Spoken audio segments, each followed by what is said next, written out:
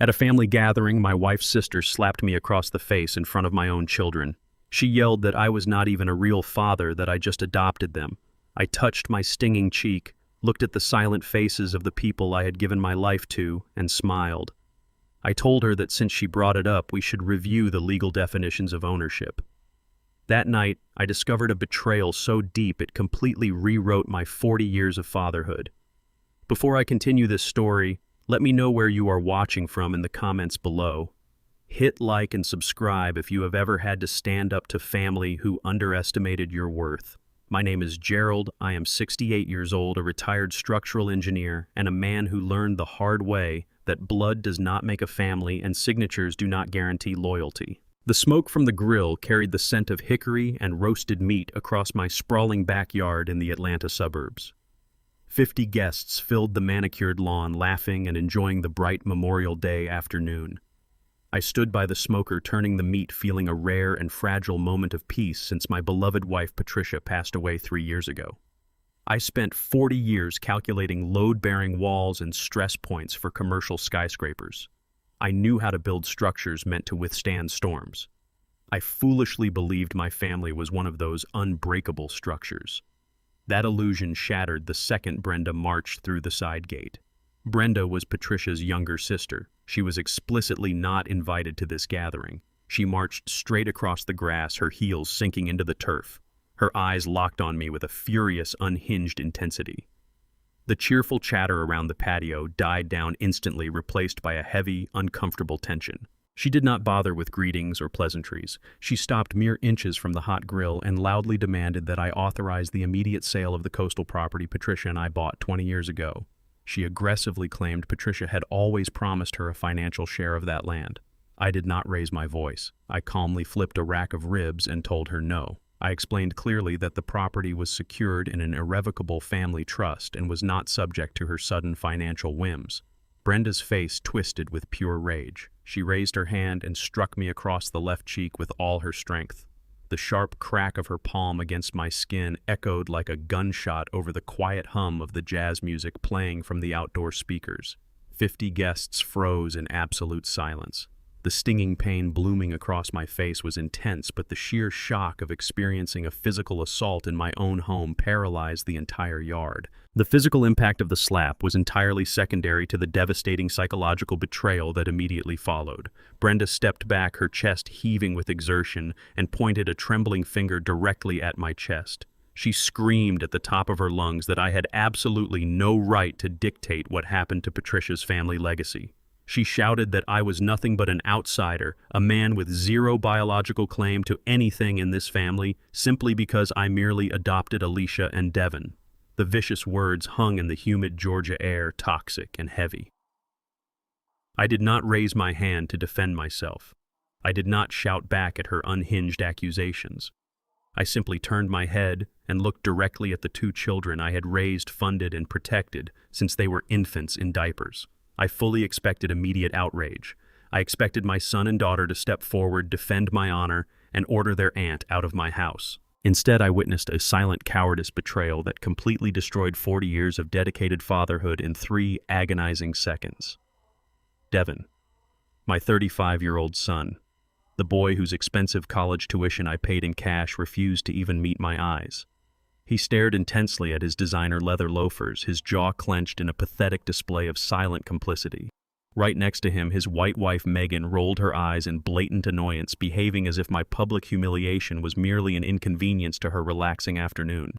I shifted my gaze, hoping for salvation from my daughter. Alicia shrank back, literally hiding her face behind the broad shoulders of her white husband Connor. Connor did not look uncomfortable or embarrassed in the slightest.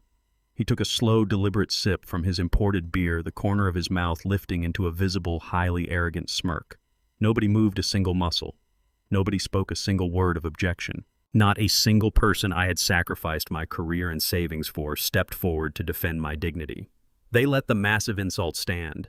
They let the physical assault go completely unchallenged in my own backyard. I did not lose my temper or display any outward signs of weakness.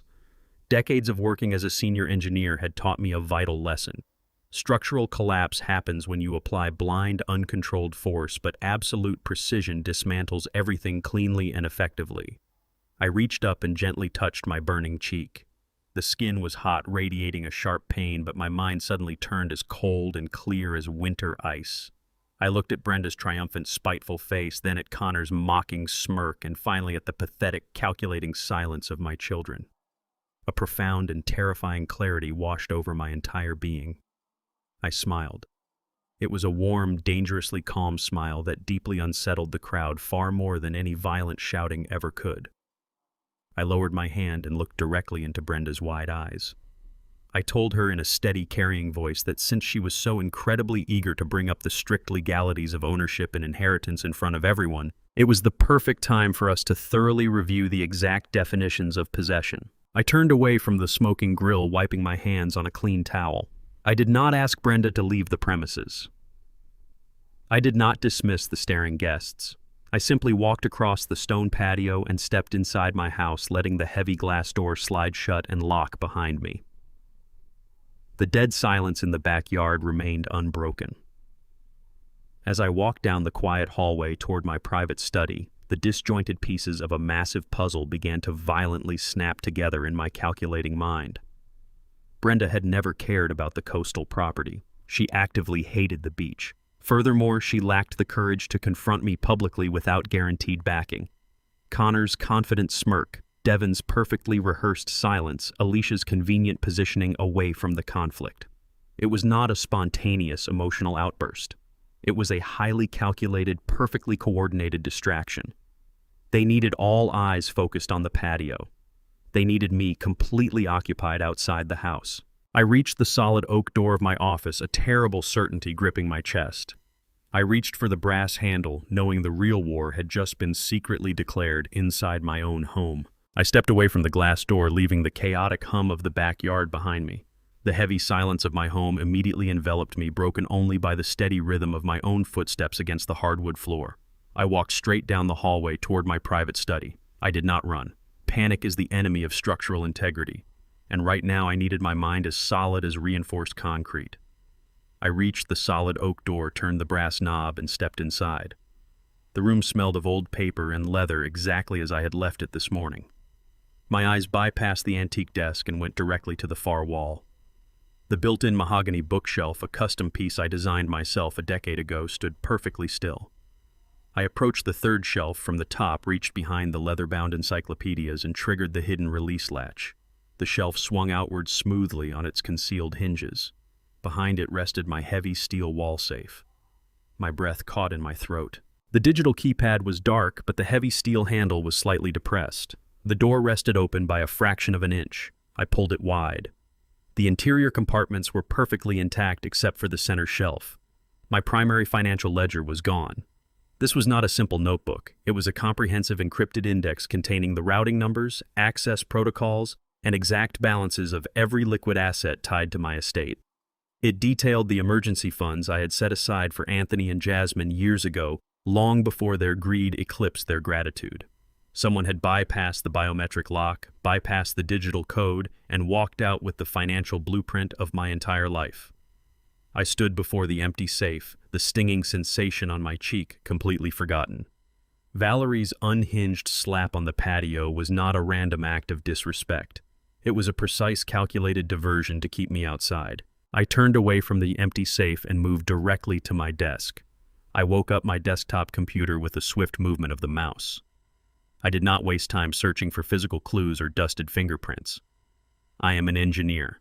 I rely on data logs and verifiable facts. I opened the master control panel for the estate security system. When I installed the network 5 years ago, I assigned unique digital access codes to my children and their spouses for emergency purposes. I considered it a safety measure. It turned out to be a fatal vulnerability. I filtered the security logs by the current date, sorting the entries from the moment the barbecue began. The screen populated with lines of code, and the truth stared back at me in harsh, glaring text. Exactly 2 hours prior to Valerie stepping into my backyard, the perimeter alarm for the study window had been manually disabled. I checked the user identification attached to the override command. The system logged the specific sequence belonging to Bradley. My white son-in-law, the man who had just stood on my patio smirking and drinking my beer while my sister-in-law assaulted me, had used his emergency access to disable the sensors. The entire sequence of events clicked into perfect, horrifying focus. Bradley had slipped into the house while I was busy setting up the grill. He had raided my office, accessed the safe, and stolen the ledger. But they needed a guarantee. They needed absolute certainty that I would not return to the house to check on the meat marinades or use the restroom while he was inside. They needed a spectacle loud and engaging enough to hold my attention completely. Valerie was the weapon they deployed. My own children had deliberately invited their estranged aunt, knowing her volatile temper, and pointed her directly at me.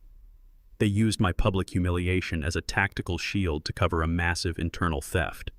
The realization did not break me. It forged a new, unbreakable resolve in my chest. They thought I was a fragile old man who would crumble under emotional pressure. They were entirely wrong. I stared at the blinking cursor on the monitor, absorbing the sheer audacity of their plan. Bradley had always projected an aura of unearned arrogance, walking through my home as if he already owned the title deeds.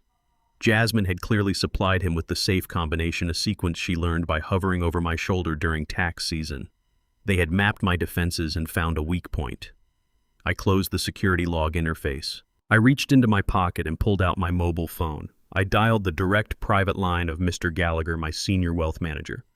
Gallagher had handled my portfolio since the days I was designing suspension bridges.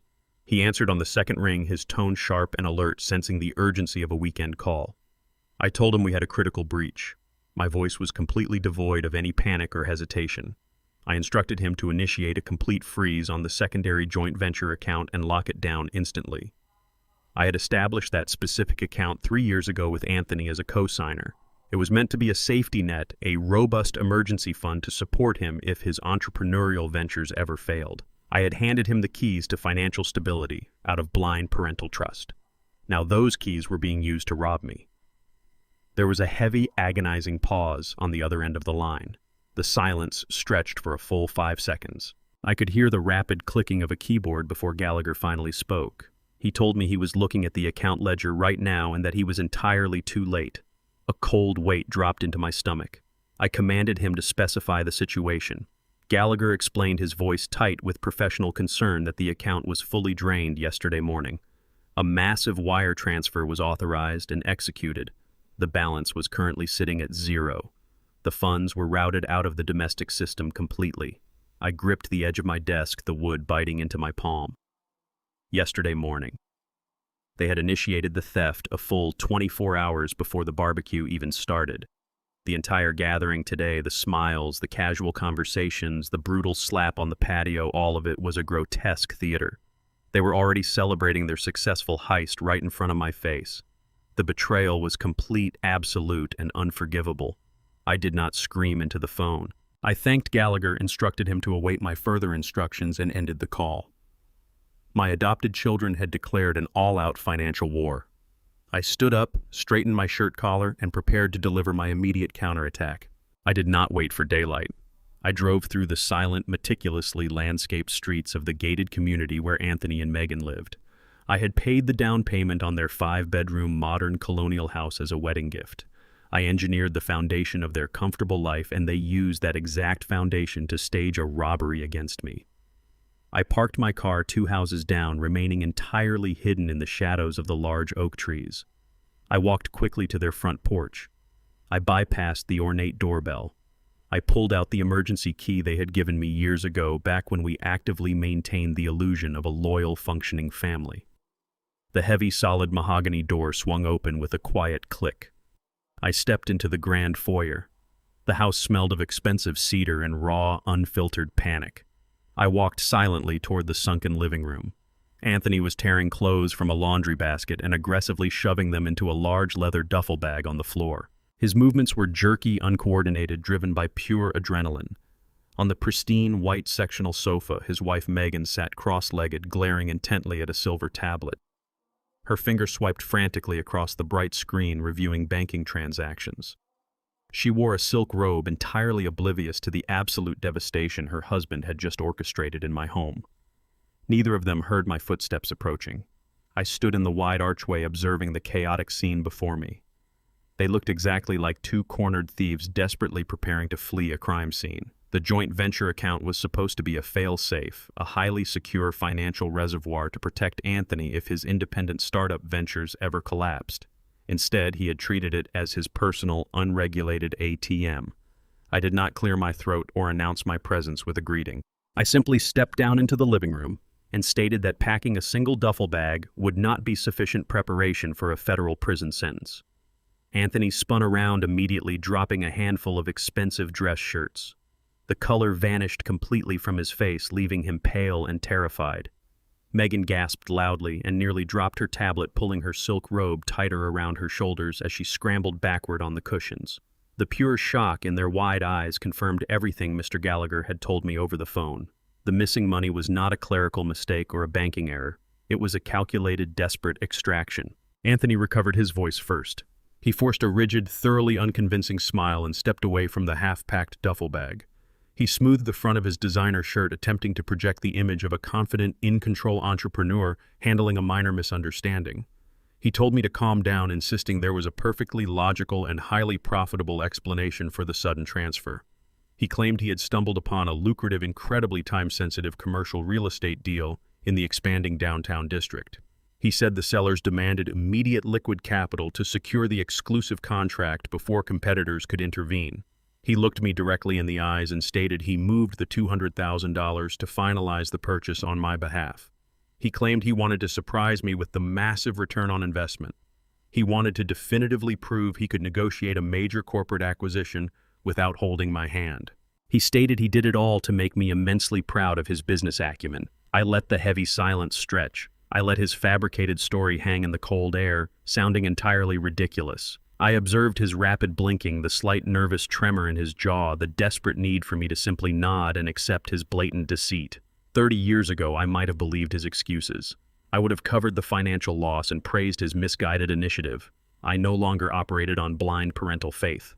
I walked toward the glass coffee table, maintaining absolute terrifying eye contact. I told him he was an abysmal liar. I informed him that my senior wealth manager, Mr. Gallagher, had already tracked the routing numbers. The $200,000 did not go to a reputable commercial real estate broker in the city. The funds were wired directly to an untraceable offshore shell company registered in the Cayman Islands. I watched his fake entrepreneurial confidence shatter instantly into a million pieces. Anthony swallowed hard, taking a physical step backward. I explained the strict mechanics of commercial acquisitions to him. I reminded him that legitimate real estate contracts require verified escrow accounts, transparent legal representation, and domestic banking trails. They do not require midnight wire transfers to anonymous international holding companies. He had bypassed every single legal safeguard I ever taught him. He did not invest my money. He laundered it. The realization that I possessed the exact routing data completely dismantled his entire defense mechanism. He had no backup story prepared for this confrontation. He looked helplessly at Megan for support, his terrified silence acting as a glaring admission of his profound guilt. Megan slammed her silver tablet onto the glass coffee table and stood up rapidly. She did not display a single ounce of remorse or shame for the theft. Her face twisted into a harsh mask of pure, entitled outrage. She pointed a manicured finger toward the front door and demanded I leave her house immediately. She screamed that I had absolutely no right to break into their private home and interrogate her husband over money that rightfully belonged to him anyway. She declared the $200,000 was merely a small fraction of his future inheritance, and he was simply claiming his fair share early to build his life. She shouted that my outdated restrictive control over the family finances was toxic, abusive, and holding Anthony back from his true potential. I did not blink. I did not take a single step back. I looked at Megan with total clinical detachment. I informed her that she possessed a fundamental and highly dangerous misunderstanding of corporate law. The joint venture account was not a personal trust fund or an early inheritance vehicle. It was a registered corporate entity. The funds inside were legally classified as a highly regulated commercial loan. By forging my authorized signature to execute a massive international transfer, Anthony did not claim an inheritance. He committed textbook corporate embezzlement. I told them both that I had already authorized Mr. Gallagher to initiate a formal wire fraud investigation with the federal banking authorities. I explained that the penalties for wire fraud across international borders carry mandatory minimum sentencing guidelines. The word federal struck the room like a physical heavy blow. The aggressive entitlement vanished entirely from Megan's face, replaced by sudden visceral dread. Anthony collapsed onto the arm of the sofa, his legs giving out completely. His breathing turned ragged and shallow. The prospect of an active federal investigation broke whatever fragile, misguided loyalty he still harbored. He clutched his head in his shaking hands and confessed everything in a rapid, panicked rush of words. He admitted there was no real estate deal and no offshore investment strategy. He revealed he had transferred the entire sum directly to Bradley. He stammered that Bradley was in severe, life-threatening trouble and desperately needed the capital instantly to survive. Anthony claimed Bradley manipulated and forced him to do it, promising to repay the money before I ever noticed the missing funds. The coordinated alliance between my children was completely exposed right in front of me. Bradley had orchestrated the master theft and Anthony had blindly executed it. The hostility at the barbecue was merely a calculated smokescreen to cover Bradley's massive financial hemorrhage. I turned my back on them and walked out the front door, leaving them to face the catastrophic consequences of their criminal alliance. I left Anthony and Megan standing in the wreckage of their own shattered defense and drove back to my estate. The afternoon sun beat down on the windshield, matching the intense heat radiating within my chest. I did not turn on the radio. I needed absolute silence to process the sheer magnitude of the corporate embezzlement my own son had willingly facilitated. I turned onto my private driveway and immediately spotted an unfamiliar gray sedan parked near my front gate. A man in an ill-fitting suit leaned against the hood, holding a thick manila envelope. I parked my car, killed the engine, and stepped out onto the pavement. I did not ask who he was or what he wanted. His rigid posture screamed process server.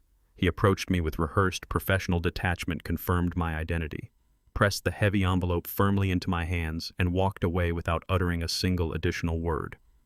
I stood alone on my front porch and ripped the paper seal open. The thick stack of legal documents bore the official embossed stamp of the county family court.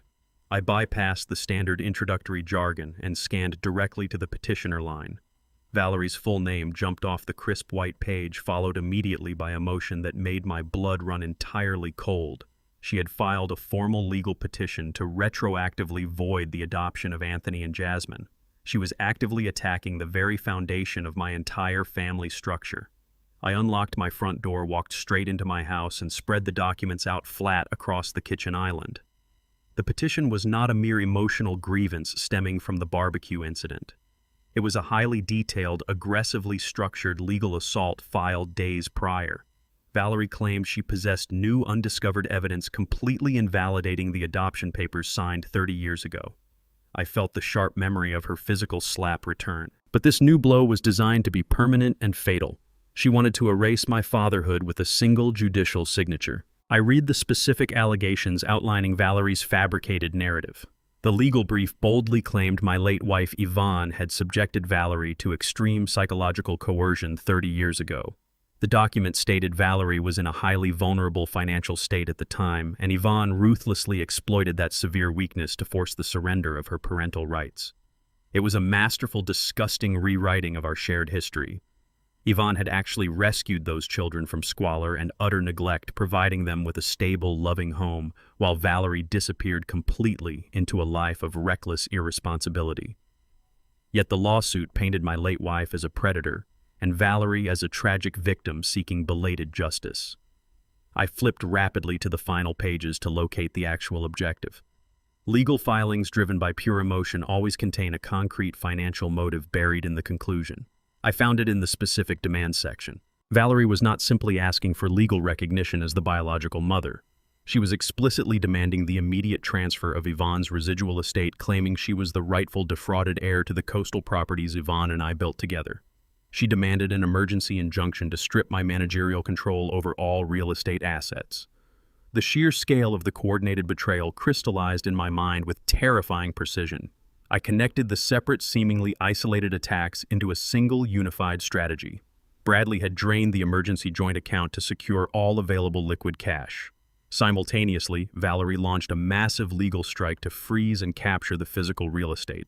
They were executing a classic two-pronged military assault. One unit cut off the financial supply lines while the other bombarded the structural fortress. It was a meticulously timed conspiracy designed to hit me from multiple angles before I could mount a viable defense. They assumed I would be completely paralyzed by the emotional shock of losing my savings and my legal status as a father simultaneously. I realized the chaotic scene at the barbecue was merely the starting gun for this orchestrated war. I did not panic. I analyzed the new battle lines they had drawn across my life. Bradley controlled the stolen cash. Valerie targeted the valuable land. Anthony was the pathetic weak link who provided the initial access. The entire operation was flawlessly designed to leave me entirely penniless and legally defenseless within a matter of days. If the family court judge granted Valerie the emergency injunction based on these severe allegations, my assets would be frozen immediately.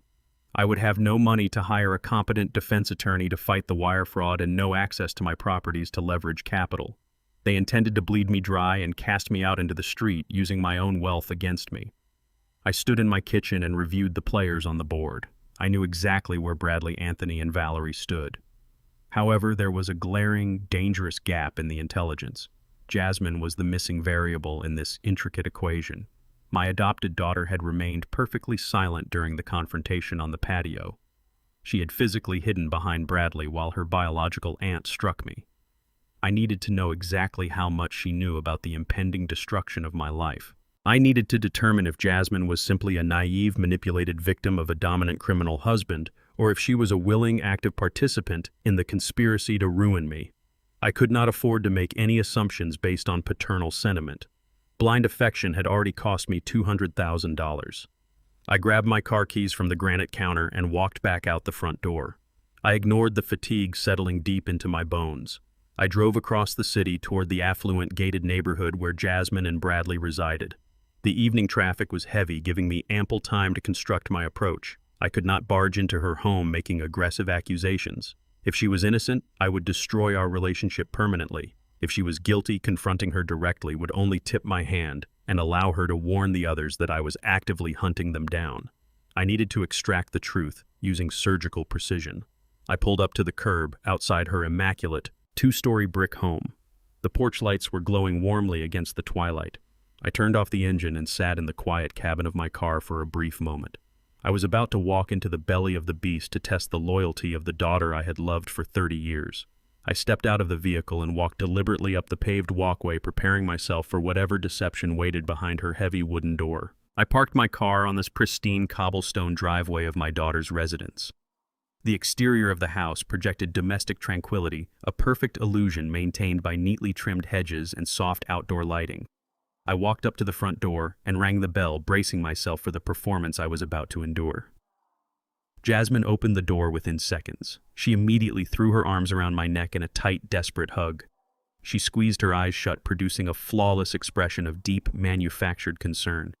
She ushered me inside, her voice trembling with practiced anxiety. She swore she had no idea what her aunt was planning at the barbecue. She claimed she was entirely paralyzed by shock when Valerie struck me. I followed her into the immaculate living room, watching her carefully orchestrated movements. She motioned for me to sit on the plush leather sofa while she hurried to the kitchen. She returned moments later carrying a silver tray with 2 cups of black coffee, placing them gently on the glass coffee table between us. Jasmine sat down across from me, leaning forward with an earnest, pleading expression. She stated she was horrified by Valerie's lawsuit. She completely disavowed Bradley, claiming her husband had locked himself in his office and refused to explain his recent financial transactions. She looked me directly in the eyes and offered to testify against her aunt in family court. She insisted we needed to form a unified front. She begged me to share my legal strategies with her, claiming she wanted to help me dismantle Valerie's absurd petition piece by piece. She took a slow sip of her coffee, projecting the perfect image of a loyal, terrified daughter desperate to save her father. I listened to her impassioned speech, analyzing every single modulation of her voice. 30 years of raising a child teaches a parent how to read their underlying tells. Her performance was exceptional, but it lacked the chaotic, messy reality of true panic. She was entirely too composed, her questions entirely too pointed. She did not want to comfort me. She wanted a detailed roadmap of my defenses. I placed my coffee cup back onto the silver tray, taking a moment to survey the meticulously decorated living room. My eyes scanned the expensive artwork and the arranged centerpieces driven by decades of structural observation. I am trained to spot anomalies, to identify the single microscopic flaw that compromises an entire system. My gaze settled on a large, opaque ceramic vase positioned exactly in the center of the glass coffee table, less than 2 feet from where I was speaking. A tiny rhythmic flash of crimson caught my attention. It was a minuscule red light barely visible beneath the decorative rim of the heavy vase. I did not lean forward to inspect it. I did not shift my posture or break my eye contact with Jasmine. I recognized the device instantly. It was an active high-frequency audio transmitter. It was a sophisticated piece of surveillance equipment designed to capture and broadcast conversations with absolute clarity. The implications hit me with the force of a physical blow. Jasmine was not a naive victim caught in the crossfire of Bradley's theft and Valerie's legal assault. She was an active, willing intelligence operative for their criminal alliance. She was deliberately recording this entire conversation. Every word I spoke, every legal strategy I revealed, and every piece of financial data I shared would be transmitted directly into the waiting ears of my enemies. She had invited me into her home, poured me coffee, and looked me in the eyes while actively conspiring to orchestrate my total destruction. The daughter I had carried on my shoulders, the girl whose wedding I had paid for, was sitting across from me wearing a mask of pure deception. She was actively feeding my vulnerabilities to the people trying to ruin me. I felt the last remaining thread of paternal affection wither and die inside my chest. The anger I felt toward Anthony and Bradley was entirely overshadowed by the profound, chilling darkness of Jasmine's betrayal. She was not acting out of fear. She was acting out of cold, calculated greed. She wanted her share of the spoils, and she was entirely willing to sacrifice me to get it. I maintained my calm exterior, knowing that revealing my discovery would instantly destroy my only remaining tactical advantage. I had to weaponize her espionage against her. I leaned back against the leather cushions and let out a long, heavy sigh.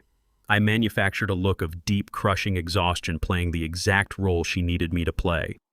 I told her that I was terrified. I admitted that Valerie's lawsuit had a genuine chance of freezing all my domestic real estate assets and completely halting my legal defense funds. I watched Jasmine lean forward infinitesimally, her eyes locked onto my face, her posture radiating predatory anticipation. She urged me to continue, her voice dripping with artificial sympathy. She asked if I had any contingency plans, any hidden reserves that Bradley had not already compromised. I lowered my voice to a conspiratorial whisper, ensuring the hidden transmitter would capture the fabricated urgency in my tone. I told her I possessed a highly vulnerable, entirely unmonitored offshore account located in a private Caribbean bank. I explained that I had quietly transferred $2 million into physical bearer bonds several years ago. I stated that these specific bonds were unregistered, entirely untraceable, and could be cashed by anyone holding the physical certificates. I watched the raw, unfiltered greed explode across Jasmine's face. Her pupils dilated and her breathing hitched slightly at the mention of the staggering sum. She tried desperately to mask her excitement with a look of relief, but the sheer magnitude of the bait completely overwhelmed her practiced composure. She asked me where the physical bonds were currently hidden, her voice tight with barely contained avarice. I told her they were temporarily secured in a portable metal lockbox hidden inside my primary study, simply waiting to be transported to a secure safety deposit facility on Monday morning. I stated that those bonds were my absolute last line of defense, my only remaining hope of surviving this coordinated attack. I finished my coffee and stood up from the sofa. Jasmine quickly stood up beside me, her mind clearly racing with the logistics of this newly acquired intelligence. She hugged me again, promising that everything would be all right and that we would defeat Valerie together. I walked out of her front door and returned to my car. I started the engine and drove away from her affluent neighborhood into the dark night. I did not feel any lingering sorrow. The trap was now officially set. The bait was heavily bleeding in the water, and I knew exactly who would come swimming in the dark to take it. I drove away from Jasmine's affluent neighborhood with the absolute certainty that my family was actively orchestrating my ruin. I did not return to my empty estate to sleep. I needed an operative who possessed the exact lack of moral hesitation that my son-in-law demonstrated. At 8 o'clock the following morning, I walked into the unassuming downtown office of Detective Marcus Cole. Cole was a former forensic accountant for the federal government who had transitioned into private intelligence gathering. He did not ask polite questions about my emotional state. I sat across from his scarred wooden desk and handed him a sealed folder containing the routing numbers for the Cayman Islands Shell Company and Bradley's social security information. I laid out the precise parameters of his assignment. I required a complete microscopic dissection of Bradley's financial existence over the last 36 months. I instructed Cole to bypass standard credit checks and delve directly into the unregulated digital ledgers and hidden liabilities. I wanted to know where the $200,000 went after it hit the offshore account. I needed to understand the exact motivation driving a man to orchestrate a family war. Cole took the folder, quoted a retainer fee that would have made a lesser man flinch, and promised results within 48 hours. I authorized the payment immediately from a highly secure, unlinked corporate account they knew absolutely nothing about. The initial waiting period was a grueling exercise in self-control. I spent the next 2 days meticulously ignoring the aggressive voicemails Anthony left on my phone demanding we talk about the situation. I ignored the frantic text messages from Megan threatening legal harassment. I operated under total radio silence. I fortified my mental defenses, preparing for the inevitable revelation that would explain the sheer desperation behind their coordinated attack. I knew men like Bradley did not risk federal wire fraud charges for simple lifestyle upgrades. They took those extreme, reckless risks when they were completely cornered. I needed Cole to shine a blinding light into the dark corner where my son-in-law was hiding. 48 hours later, Cole summoned me back to his office. He did not greet me with a handshake. He simply slid a thick black dossier across the desk. I opened it and reviewed the contents, my eyes scanning the heavily documented financial ruin of Bradley's hidden life. Cole delivered a terrifying, meticulously sourced report. Bradley had not made a poor commercial real estate investment. He had not fallen victim to a volatile stock market crash. My arrogant, smirking son-in-law was actively drowning in a massive, unpayable debt to a violent, illegal sports betting syndicate operating out of an underground network in Chicago. The Cayman Islands Shell Company was not an investment vehicle. It was a highly sophisticated laundering mechanism designed to wash extortion payments. I read the transaction histories detailing Bradley's catastrophic gambling addiction. He had spent the last 3 years systematically destroying his own credit, liquidating his retirement accounts, and leveraging hidden secondary mortgages against his home. When he completely exhausted his own resources, he turned his sights on my wealth.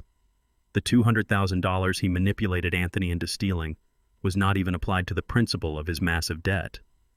Cole's data definitively proved that the stolen funds were utilized entirely to cover the exorbitant, aggressively accruing interest the syndicate demanded. Cole explained the mechanics of the criminal organization, noting their reputation for utilizing severe physical violence to enforce compliance. Bradley had risked a federal prison sentence merely to buy himself a brief temporary stay of execution from dangerous men who did not negotiate. I looked at the photographs Cole had covertly obtained. They showed Bradley meeting with 2 heavily built, imposing men in the parking lot of a deserted commercial plaza, looking visibly terrified. I realized the smirk Bradley wore on my patio was not genuine confidence. It was the manic, drug-like high of a man who believed he had just cheated death. He was not a criminal mastermind executing a flawless heist. He was a pathetic, cornered animal, thrashing wildly to survive, entirely willing to throw my entire family to the wolves to save his own skin. He had brought a lethal, unregulated external threat directly to my doorstep. The theft of my money was blood money paid to a violent enterprise. The final pages of the dossier contained the most critical and horrifying intelligence of all. Cole had intercepted an encrypted communication between Bradley and the syndicate's primary collection enforcer. The Chicago network had lost their patience with his piecemeal interest payments. They had issued a strict, non-negotiable 1-week deadline for Bradley to produce $500,000 in untraceable cash.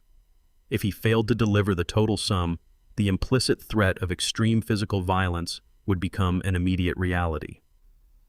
I sat in the stiff wooden chair calculating the exact timeline of their entire conspiracy. Bradley did not have $500,000.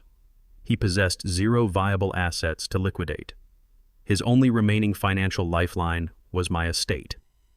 The terrifying architecture of their master plan snapped into complete focus. Bradley and Jasmine were using Valerie's ridiculous adoption lawsuit as a tactical weapon of extortion. They knew the legal battle would threaten to freeze my coastal properties and completely derail my life. Their ultimate objective was never to see the inside of a family court. They were banking on my fear of losing my legacy and the public scandal of a bitter family trial. They fully intended to leverage the lawsuit to force me into a massive, immediate, out-of-court settlement. They needed me to write a $500,000 check simply to make Valerie go away, providing Bradley with the exact funds required to pay off the syndicate. I closed the black dossier, feeling a cold, sharp realization settle over my mind. The danger had escalated drastically. This was no longer a case of simple fraud or greedy, entitled children throwing a tantrum over their future inheritance. This was an active, highly volatile threat against my life and my physical safety. If I refused to settle Valerie's lawsuit, Bradley would inevitably point the syndicate directly at me. He would tell those violent men that his wealthy father-in-law was withholding their money. I thanked Detective Cole for his exceptional work and left his office holding the dossier tightly against my side. I understood exactly what had to be done. I could no longer rely on defensive maneuvers or passive observation. The time for waiting had officially expired. I had to initiate a total, uncompromising offensive to crush them before the week was out. I drove straight to a commercial hardware supply store on the industrial side of town. The fluorescent lights buzzed overhead as I walked down the aisles, entirely focused on finding the right bait. I purchased a heavy gauge steel lockbox. It was precisely the kind of secure portable container a paranoid old man might use to hoard his remaining cash. I drove back to my empty estate and carried the metal box directly into my study. I placed it perfectly on the corner of my mahogany desk, explicitly ensuring it was highly visible through the large rear window facing the garden. The stage was set, but the trap required the right explosive payload. I unlocked my secondary floor-level safe, a secure vault my children did not know existed. I pulled out a thick stack of pristine physical corporate bonds. 30 years ago, during my tenure as a senior structural engineer, my firm issued these specific restricted securities as part of an executive compensation package. They were not untraceable bearer bonds. They were heavily monitored, legally encumbered corporate assets tightly bound to my social security number and corporate identification. The firm required absolute security. Any unauthorized attempt to liquidate or transfer these specific serial numbers would instantly and automatically flag the transaction across multiple financial regulatory networks. I stacked the crisp certificates inside the new lockbox, feeling the thick paper against my fingertips. I closed the heavy steel lid and locked it with a standard brass padlock. It was a flimsy lock deliberately chosen to offer just enough resistance to convince a thief they were breaching a highly secured vault, but weak enough to be bypassed with a simple crowbar. I turned off the desk lamp and closed the blinds just enough to leave a clear line of sight from the backyard patio. The fabricated story I fed to Jasmine was already circulating through their criminal network. I knew Bradley was desperate. The syndicate had given him a strict one-week deadline to produce $500,000. He did not have the luxury of time, and he did not have the patience for a prolonged legal battle over real estate. The promise of $2 million in untraceable cash sitting in a portable box was an irresistible siren song. I left the study door slightly ajar, went upstairs to my bedroom, and waited in the dark. The digital clock beside my bed glowed a stark red, displaying exactly 2 o'clock in the morning. My mobile phone vibrated silently against the nightstand, instantly illuminating the dark room. The customized security application I installed following the initial breach triggered a priority alert. The perimeter motion sensors in the backyard had been tripped. I did not turn on a single light. I slipped out of bed, my bare feet moving silently across the hardwood floor, relying on 40 years of muscle memory to navigate my own house in pitch blackness. I pulled up the live camera feed on my phone screen. 2 figures clad entirely in dark clothing crept across the stone patio. I recognized their distinct gaits instantly. Bradley moved with a frantic, aggressive energy while Anthony trailed slightly behind his posture, radiating hesitation and fear. They bypassed the study window, moving directly toward the secondary entrance at the rear of the kitchen. They clearly assumed the internal alarm system was still functioning on the schedules they had mapped out previously. I walked out of my bedroom and stood at the top of the main staircase, peering down into the shadowed hallway that connected the kitchen to the study. A sharp metallic crack echoed through the silent house. Bradley had used a heavy tool to pry open the reinforced strike plate on the kitchen door. The wood splintered with a sickening crunch. The door swung open and my son and son-in-law stepped over the threshold into my home like common street thugs. I descended the stairs with absolute silence, pausing on the bottom landing. I merged into the deep shadows cast by the grandfather clock, completely invisible in the gloom. I watched them move down the hallway. Anthony held a small focused flashlight. His hand trembling so violently the beam danced erratically across the walls. Bradley ignored him, marching straight into the study with a heavy steel crowbar gripped tightly in his right hand. I stood less than 20 feet away, observing the absolute destruction of any lingering paternal bond. Bradley spotted the lockbox on the desk immediately. He practically lunged across the room, knocking over a stack of structural blueprints in his blind rush. He jammed the flat end of the crowbar under the brass padlock and leaned his entire body weight against the steel shaft. The flimsy metal shackle snapped with a loud ringing pop. Anthony flinched at the noise, looking nervously over his shoulder toward the dark hallway. Bradley ripped the lid open entirely, ignoring my son's panic. The beam of the flashlight illuminated the thick stack of restricted corporate bonds resting inside the box. Bradley let out a ragged, breathless laugh of pure triumph. He reached into the metal box and grabbed the thick stack of certificates, his hands shaking with an adrenaline-fueled greed. He rapidly flipped through the heavy paper, his eyes wide in the dim light. He firmly believed he was holding $2 million in untraceable bearer bonds. He believed he had just secured his salvation from the violent Chicago syndicate, entirely erasing his massive debt in a single midnight raid. He shoved the entire stack of bonds aggressively into his dark jacket pocket. Anthony stood beside the desk, paralyzed by the sheer reality of the felony they were actively committing. He whispered a panicked demand for them to leave immediately before I woke up. Bradley sneered at him, slamming the empty metal lockbox back down onto my mahogany desk. He turned and marched out of the study, shoving past my son without a single word of gratitude or concern. I remained perfectly motionless in the deep shadows of the hallway. I controlled my breathing, ensuring not a single sound betrayed my presence.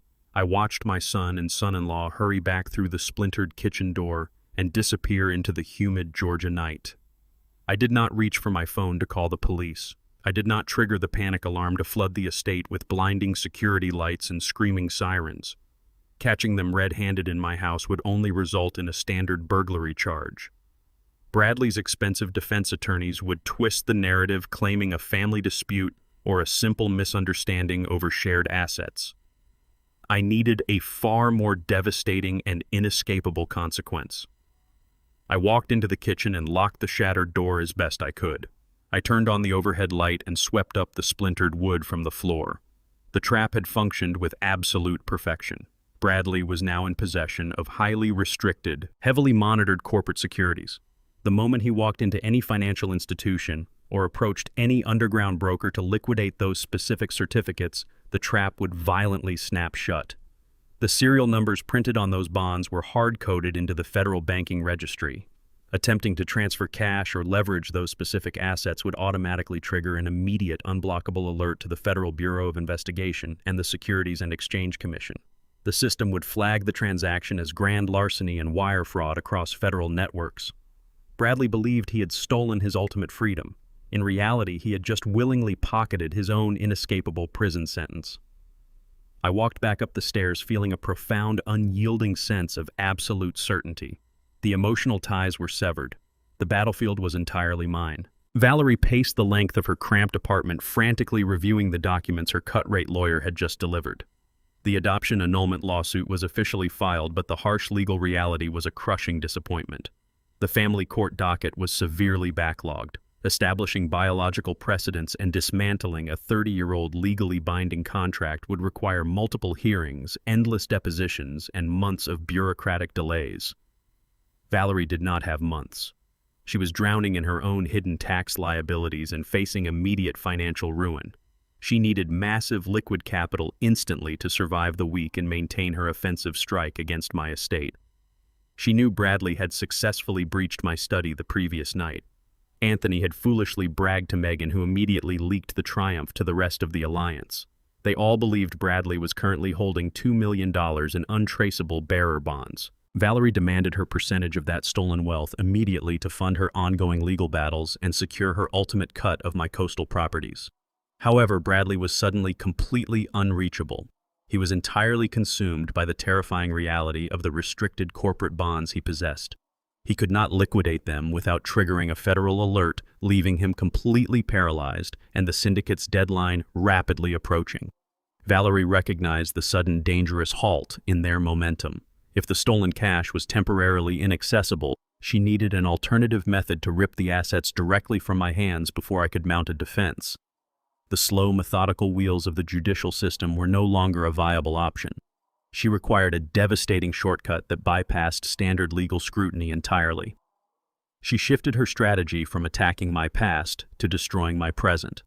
If she could legally prove I was mentally unfit to manage my own affairs, the court would instantly assign a conservator to control my entire portfolio. She knew the exact person to install in that position of absolute power. She weaponized my own daughter to deliver the killing blow. The following afternoon, I stood in my kitchen reviewing the updated perimeter security logs. The shattered back door was already replaced with reinforced steel. The heavy silence of the house was violently interrupted by the sharp, persistent ringing of the front doorbell. I did not check the camera feed. I walked directly to the foyer and pulled the heavy door open. Valerie stood on my porch, radiating aggressive confidence. Jasmine stood immediately to her right, clutching a thick leather folio against her chest, her eyes darting nervously around the entryway. Standing directly behind them was a tall, severe-looking man wearing a tailored suit and carrying a black medical bag. He did not possess the demeanor of a family practitioner. He carried the distinct, arrogant posture of a hired mercenary.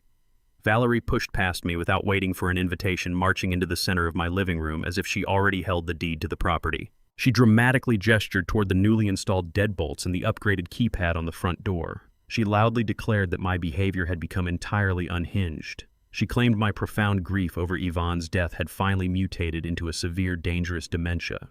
She weaponized my recent security upgrades, shouting that my sudden paranoia and irrational fear of my own family proved I was completely disconnected from reality. She introduced the stranger as Dr. Eris Thorne, a private psychiatric specialist she had personally hired to evaluate my rapidly declining mental state. Dr. Thorne stepped forward, his eyes scanning me with cold, clinical detachment. He immediately launched into a rapid-fire sequence of highly leading psychological questions designed to deliberately confuse and disorient a vulnerable patient.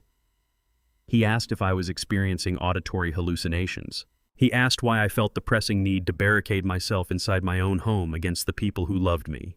It was a perfectly executed classic ambush.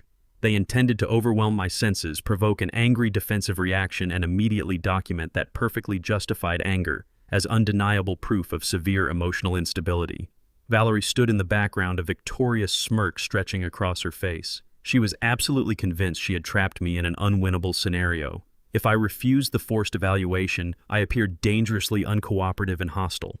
If I engaged with the rogue physician, he would ruthlessly twist every single word I spoke into a certified medical diagnosis of severe cognitive failure. I shifted my gaze from the aggressive physician to my daughter. Jasmine stepped forward, her hands visibly trembling as she opened the leather folio. She produced a stack of official family court documents. They were durable power of attorney and medical proxy forms. She needed only one signature from the rogue doctor declaring me incompetent to instantly transfer total control of my life, my health, and my vast wealth directly into her hands. She manufactured a look of deep sorrow, pleading with me to simply cooperate and let her take over my stressful financial burdens. I did not raise my voice or take the bait. I answered Dr. Thorne's leading questions with absolute chilling politeness.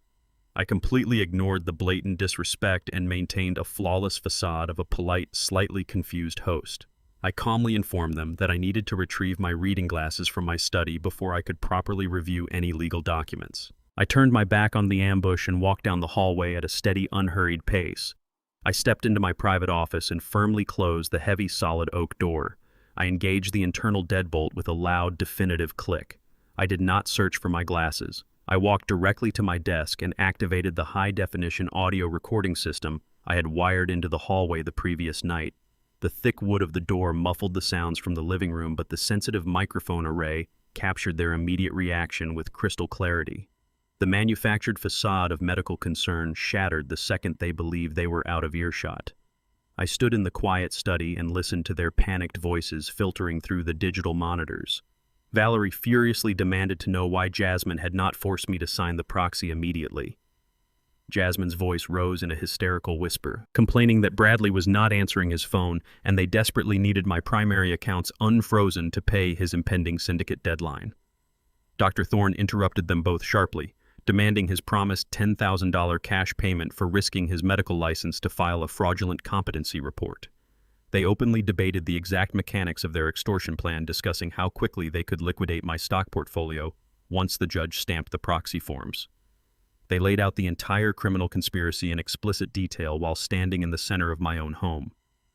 I saved the pristine audio file to an encrypted external drive. I had given them the rope, and they had eagerly tied their own noose. I did not sleep after locking the audio file of their extortion plot into my encrypted drive. The sun rose, casting a pale gray light across the quiet rooms of my estate. I showered dressed in a sharp charcoal suit and bypassed my kitchen entirely. I had a precise, critical objective to execute. At precisely 8 in the morning, I walked through the sliding glass doors of the Vanguard Neurological Institute. It was the premier medical research and diagnostic facility in the state, a fortress of absolute clinical objectivity. I bypassed the standard reception queue and requested an immediate private audience with Dr. Eris Sterling, the chief of neurology. My sudden appearance and unapologetic demand for an unscheduled appointment caused a brief flurry of bureaucratic hesitation among the administrative staff. I resolved the delay by writing a substantial personal check to the Institute's research foundation that guaranteed immediate cooperation. Dr. Sterling received me in his pristine, sunlit office on the top floor. He was a man of science entirely devoid of the mercenary sleaze that characterized Valerie's hired physician. I sat across from his massive glass desk and laid out my requirements with absolute clarity. I did not mention my daughter's betrayal or the violent syndicate threatening my life. I simply stated that I was facing a complex, high-stakes legal dispute regarding the management of my extensive estate. I informed him that opposing counsel intended to maliciously challenge my mental competency. Therefore, I required the most grueling, comprehensive, and undeniable cognitive evaluation his institute could possibly administer. I wanted every metric of my psychological stability, memory retention, and executive functioning tested and officially certified by the highest medical authority available. Dr. Sterling observed me with a look of sharp professional intrigue. He warned me that a full-spectrum diagnostic battery would be exceptionally taxing and would consume the majority of the day. I looked him directly in the eye and told him to begin immediately. I welcomed the exhaustion. I needed an impenetrable shield forged in objective medical fact to deflect the fatal blow my family was currently attempting to land. The evaluation process commenced within the hour and spanned 4 relentless hours of intense clinical scrutiny. Dr. Sterling and his senior diagnostic team subjected me to a grueling gauntlet of neurological assessments. They did not ask leading questions designed to manufacture paranoia or exploit recent trauma. They administered complex spatial reasoning tests, advanced pattern recognition puzzles, and rigorous short and long-term memory retention drills. I solved advanced mathematical sequences. I analyzed abstract logistical scenarios designed to test critical problem-solving skills under pressure. I engaged in a deep probing psychological interview engineered to detect the slightest fracture in my emotional stability, impulse control, or reality orientation. The sterile, brightly lit examination rooms felt like a sanctuary compared to the treacherous, deceptive battleground of my own home. I focused my entire mind on the clinical tasks, channeling the cold, righteous fury burning in my chest into absolute laser-focused concentration. I utilized the exact same mental discipline I had spent decades honing as a master structural engineer. I visualized the tests as complex architectural blueprints identifying the load-bearing pillars of each question and dismantling them with flawless precision. By 2 o'clock in the afternoon, the exhaustive battery of assessments was finally complete. I sat back in Dr. Sterling's office drinking a glass of cold water while he reviewed the raw data. He looked up from the thick stack of diagnostic reports, his expression radiating profound professional respect. He stated unequivocally that my cognitive function was not merely normal for a man of my age. He classified my mental acuity as top tier, noting exceptional scores in executive reasoning, emotional regulation, and stress management. He officially concluded that I possessed the psychological stability and sharp intellect of a man decades younger. I instructed him to compile those findings into a comprehensive medical dossier. I required the final report to be explicitly detailed, legally binding, and notarized on the premises. Dr. Sterling complied without hesitation. An institute notary applied the official embossed seal to the final page of the document, transforming my test results into an ironclad legal weapon. I held the heavy sealed folder in my hands. This was my cognitive shield. Valerie's hired mercenary possessed a fraudulent opinion. I possessed certified, unassailable medical fact. I drove back to my estate with the notarized medical dossier resting safely on the passenger seat. The strategic temptation to immediately summon Jasmine and Valerie to slam the certified proof of my sanity onto the table and watch their extortion plot crumble was undeniably strong. However, simply neutralizing their attack was no longer sufficient. Deflecting a blow only forces an enemy to regroup, retreat, and strike from a different unseen angle. I needed to ensure they could never launch another offensive against me. I needed to orchestrate their absolute permanent destruction. I carried the envelope into my study and locked it inside the floor safe, burying it beneath the remaining stacks of genuine corporate bonds. I consciously chose silence. I would not reveal my cognitive shield. I would maintain the illusion of a terrified, isolated, and rapidly declining old man. I knew Valerie and Jasmine were currently racing against Bradley's ticking clock. They needed my assets unfrozen to pay the violent Chicago syndicate before the strict one-week deadline expired. Their overwhelming panic would inevitably drive them to execute their medical proxy strategy with reckless, blinding speed. By withholding my medical clearance, I was intentionally leaving the door wide open for them to proceed directly to family court. They would take the fraudulent competency report generated by their rogue physician and submit it to a sitting judge. They would stand before a magistrate, raise their right hands, and formally swear under oath that I was severely demented and entirely incapable of managing my own life. They would knowingly file fabricated medical claims in a desperate bid to seize my fortune. In their frantic rush to save Bradley and secure their stolen wealth, they would willingly cross the line from civil maneuvering into severe, inescapable criminal territory. Submitting those fabricated documents to a judge constituted felony perjury and judicial fraud. I walked to the window and looked out over the quiet expanse of my backyard. I was no longer merely defending my property or my legacy. I was carefully laying out the legal snare that would drag my treacherous daughter and her manipulative aunt directly into a federal prison cell. I would let them file their petition. I would let them commit their crimes on the official public record. I would wait for the court summons to arrive, entirely prepared to let the judicial system permanently close the trap they were eagerly building for themselves. I sat in the leather wingback chair in my study, watching the high-definition security monitors mounted on the wall. The strict one-week deadline issued by the Chicago syndicate had officially expired. I knew Bradley possessed absolutely no means of satisfying that violent debt. The restricted corporate bonds he stole from my safe were entirely radioactive. The moment he attempted to transfer those certificates through any underground broker, the Federal Banking Registry would have locked him out, rendering the paper entirely worthless. He had stolen a trap, and now he was out of time. At precisely 10 o'clock in the morning, a heavy black SUV turned onto my private cobblestone driveway. The vehicle moved with a slow, predatory deliberation, parking directly in front of my main entrance. Two men stepped out onto the pavement. They did not wear the casual, disheveled clothing of common street thugs. They wore meticulously tailored, dark charcoal suits designed explicitly to conceal the bulk of heavy firearms. The fine fabric shifted unnaturally around their ribs, betraying the lethal hardware strapped tightly to their chests. They moved with the synchronized, efficient grace of professional enforcers who viewed physical violence as a standard corporate transaction. I did not wait for them to ring the bell. I unlocked the reinforced steel front door and opened it before they even reached the top step of the porch. The lead enforcer, a man with a thick neck and dead, completely flat eyes, stopped and assessed me. He did not offer a polite greeting. He stated that they represented a highly invested financial consortium operating out of Chicago. He informed me that my son-in-law had attempted to satisfy a massive outstanding liability using restricted, unsellable corporate paper. When the brokers rejected the fraudulent transaction, Bradley completely vanished. He had abandoned his home, discarded his mobile phone, and severed all contact with their organization.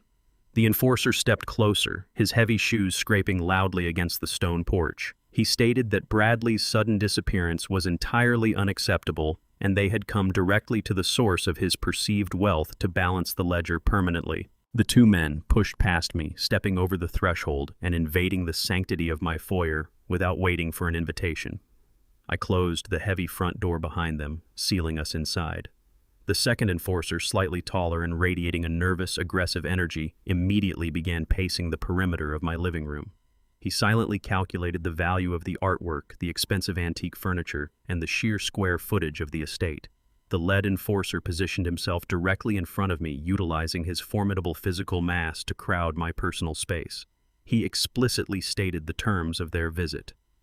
Bradley owed their employers exactly $500,000 in accrued interest and principal. Because Bradley had married into my family and flaunted my wealth as his collateral, the Chicago syndicate now considered me the ultimate guarantor of his reckless wagers. The enforcer lowered his voice, dropping the thin veil of corporate terminology to deliver a raw, unvarnished threat. He promised that if I did not immediately produce the missing funds, they would systematically dismantle my life. He described in graphic and methodical detail how they would return in the dead of night. They would pour industrial accelerant across the hardwood floors, ignite the perimeter, and burn my pristine estate straight to the ground. He promised that they would ensure I was still locked inside when the burning roof collapsed. It was a brutal, terrifying intimidation tactic designed to shatter the nerves of a soft, privileged old man. I did not flinch. I did not blink, step backward, or raise my voice in protest. I maintained absolute eye contact with the man threatening to murder me. I turned my back on him entirely and walked at a measured, unhurried pace into my kitchen. I picked up the glass carafe from the counter and slowly poured myself a fresh cup of black coffee. The dark liquid steamed in the cold morning air. I took a deliberate sip, savoring the bitter taste, completely ignoring the two lethal operatives standing in my home. My absolute lack of fear visibly disrupted their established protocol. Men who rely on terror are easily disoriented by complete apathy. I walked back into the foyer, holding my coffee mug with a steady, relaxed grip. I looked at the lead enforcer, analyzing his posture with the clinical detachment of an engineer inspecting a faulty support beam.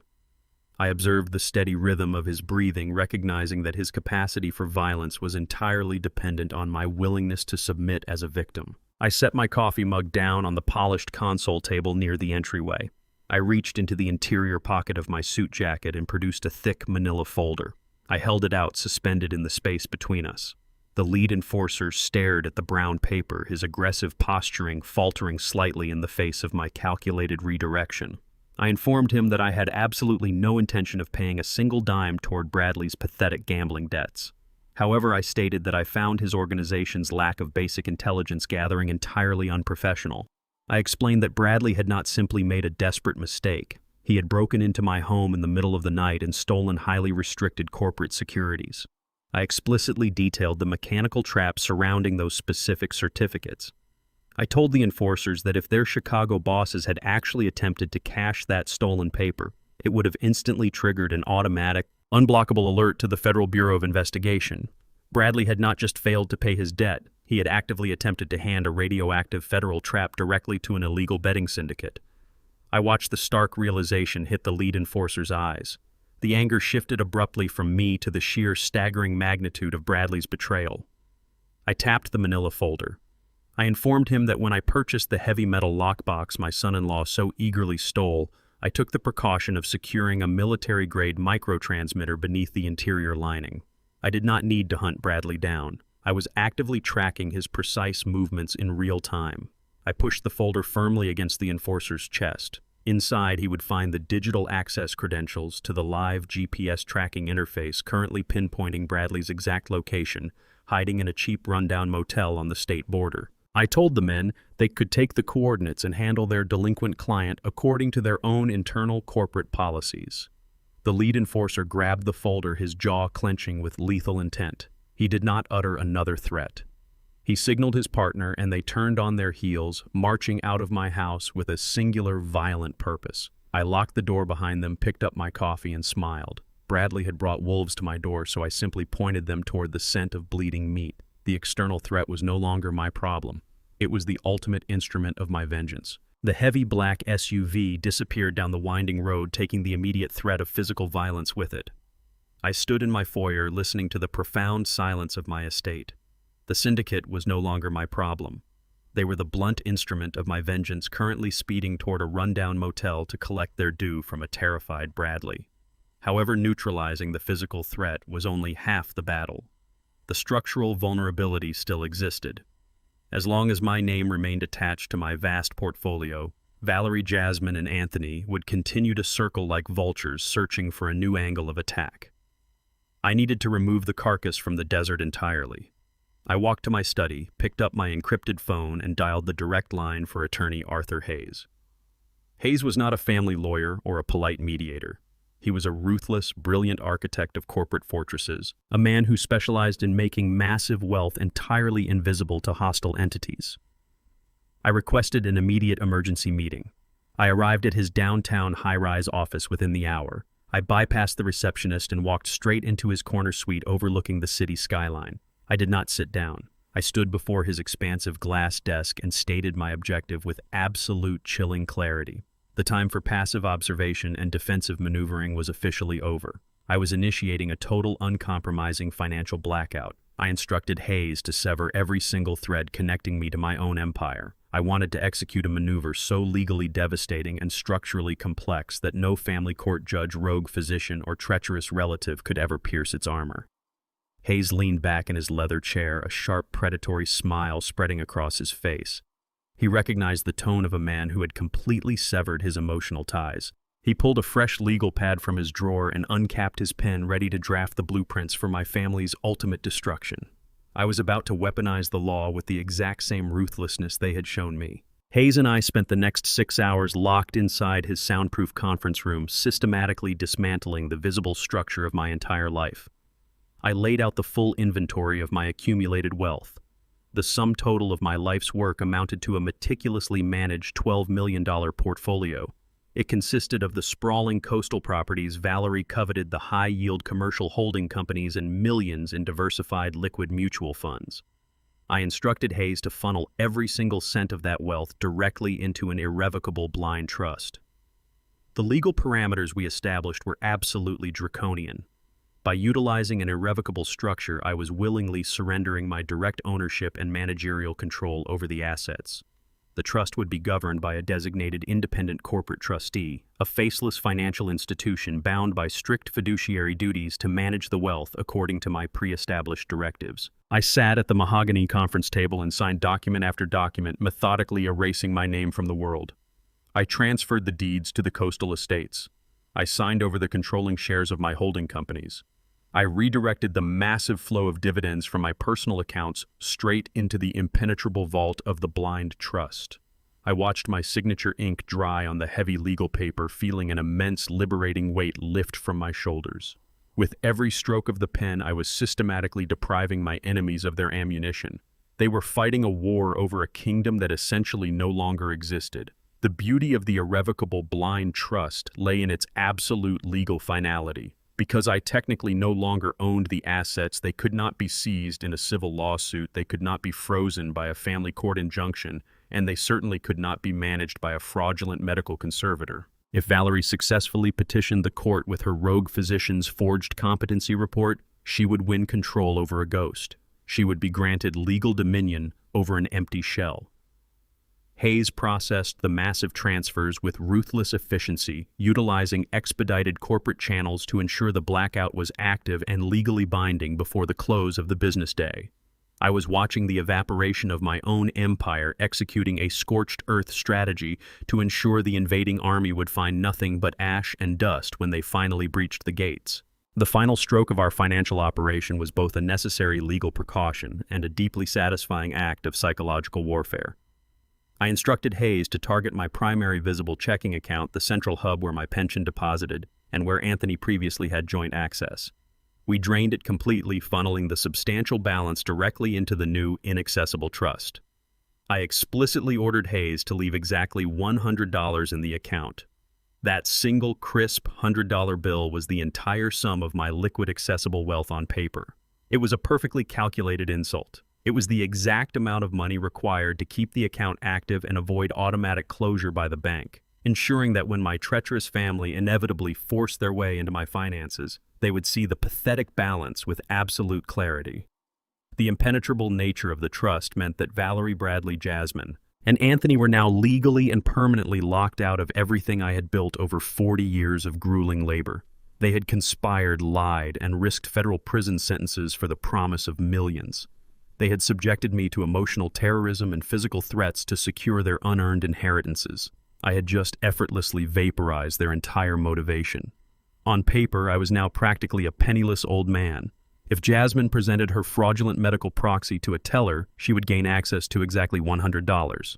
If Valerie demanded an out-of-court settlement to drop her adoption annulment lawsuit, I could honestly look her in the eye and tell her I was entirely broke. I had obliterated the central pillar of their extortion campaign. They could not squeeze blood from a stone, and they certainly could not steal millions from a man who legally possessed nothing. The financial blackout was complete and absolute. I shook Hayes's hand, left his high-rise office, and stepped out into the bustling city streets. The late afternoon sun warmed my face. I possessed only the suit I was wearing and the spare cash in my leather wallet, yet I had never felt more powerful or secure. My family was still operating under the delusion that they held the tactical advantage. They were still frantically rushing toward the finish line, entirely unaware that the grand prize had already been removed from the board. The stage was set for their final catastrophic failure. The official court summons arrived precisely on schedule, a sterile piece of bureaucratic mail demanding my immediate appearance in county family court. I arrived at the courthouse 30 minutes early, dressed in a conservative navy suit, and took my seat at the respondent's table. The courtroom was a theater of polished oak and absolute legal authority. At exactly 9 o'clock, the heavy double doors at the rear of the gallery swung open. Valerie marched down the center aisle, exuding an aura of aggressive manufactured triumph. Jasmine walked closely beside her, clutching a pristine legal binder, while Anthony trailed behind them, nervously scanning the room. They were flanked by a man wearing an exceptionally expensive Italian suit and a gold watch that caught the fluorescent lighting. He was a high-profile, aggressive litigator, a predator they had undoubtedly hired entirely on credit, using the promise of my imminent financial capture. They took their seats at the petitioner's table, completely ignoring my presence. The presiding magistrate, an older, stern-faced judge with a reputation for zero tolerance regarding courtroom theatrics, called the hearing to order. Their expensive lawyer stood up and immediately launched his meticulously rehearsed offensive. He painted a tragic, highly disturbing portrait of a grieving patriarch who had completely lost his grip on reality. He called Valerie to the stand, followed by Jasmine. I sat perfectly still, my expression a mask of calm detachment as I listened to my own family commit deliberate, calculated perjury under a sworn oath. Jasmine looked directly at the judge and described my behavior as dangerously erratic. She testified that I had succumbed to severe paranoia, citing the sudden, irrational installation of heavy steel deadbolts and upgraded security cameras at my estate. She claimed I was hoarding assets and isolating myself from the people who desperately wanted to help me. Valerie corroborated every single lie, adding that my cognitive decline made me entirely unfit to manage complex real estate portfolios or make basic financial decisions. They methodically laid out the foundation for a complete legal takeover, their voices thick with artificial sorrow. They believed their narrative was flawless. The judge listened to their extensive testimony, taking careful, deliberate notes on his legal pad. When their highly paid attorney finally rested his case, the courtroom fell into a heavy, expectant silence.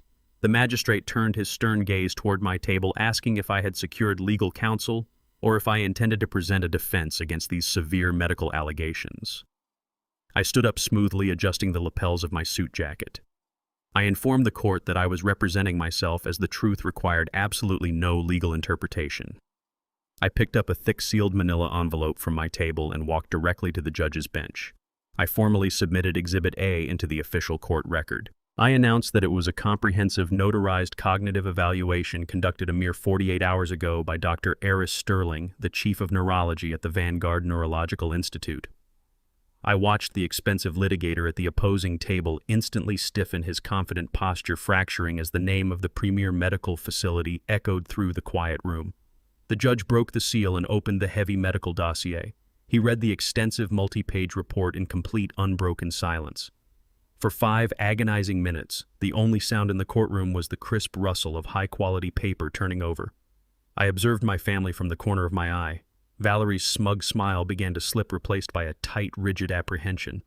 Jasmine shifted uncomfortably in her chair, her hands gripping the edge of the wooden table. The judge finally lowered the document. He looked at the petitioner's table, his expression hardening into cold, professional fury. He read the final, certified conclusion aloud for the official court stenographer. The chief neurologist had explicitly certified my mental acuity as top-tier, detailing my exceptional psychological stability and flawless executive functioning. The medical report unequivocally dismantled every single fabricated claim of paranoia and dementia. It was an ironclad, unassailable medical shield.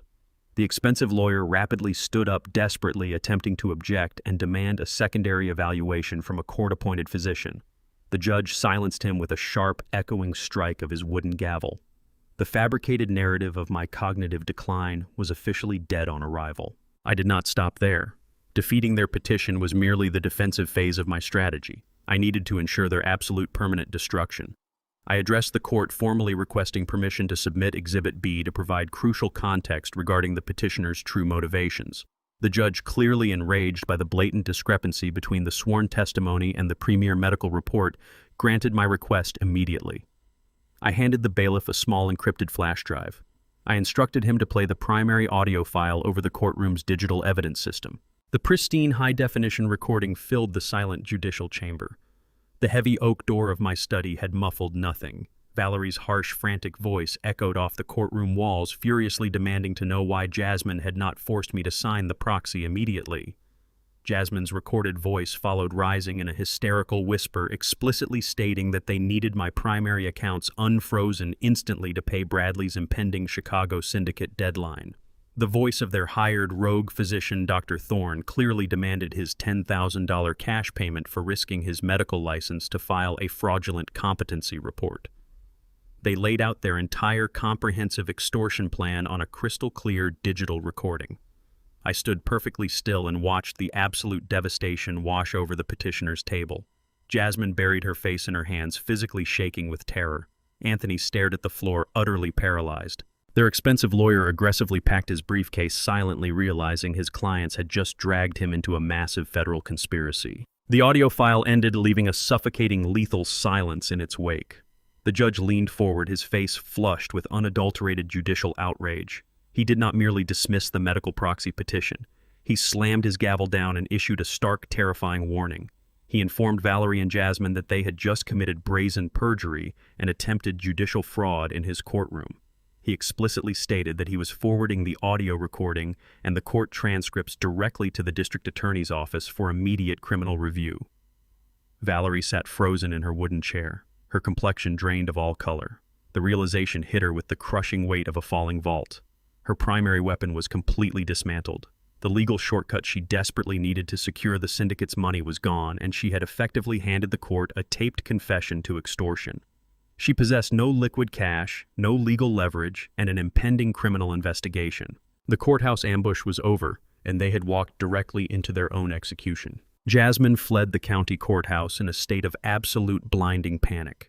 The terrifying threat of a criminal perjury investigation hung over her head like a guillotine.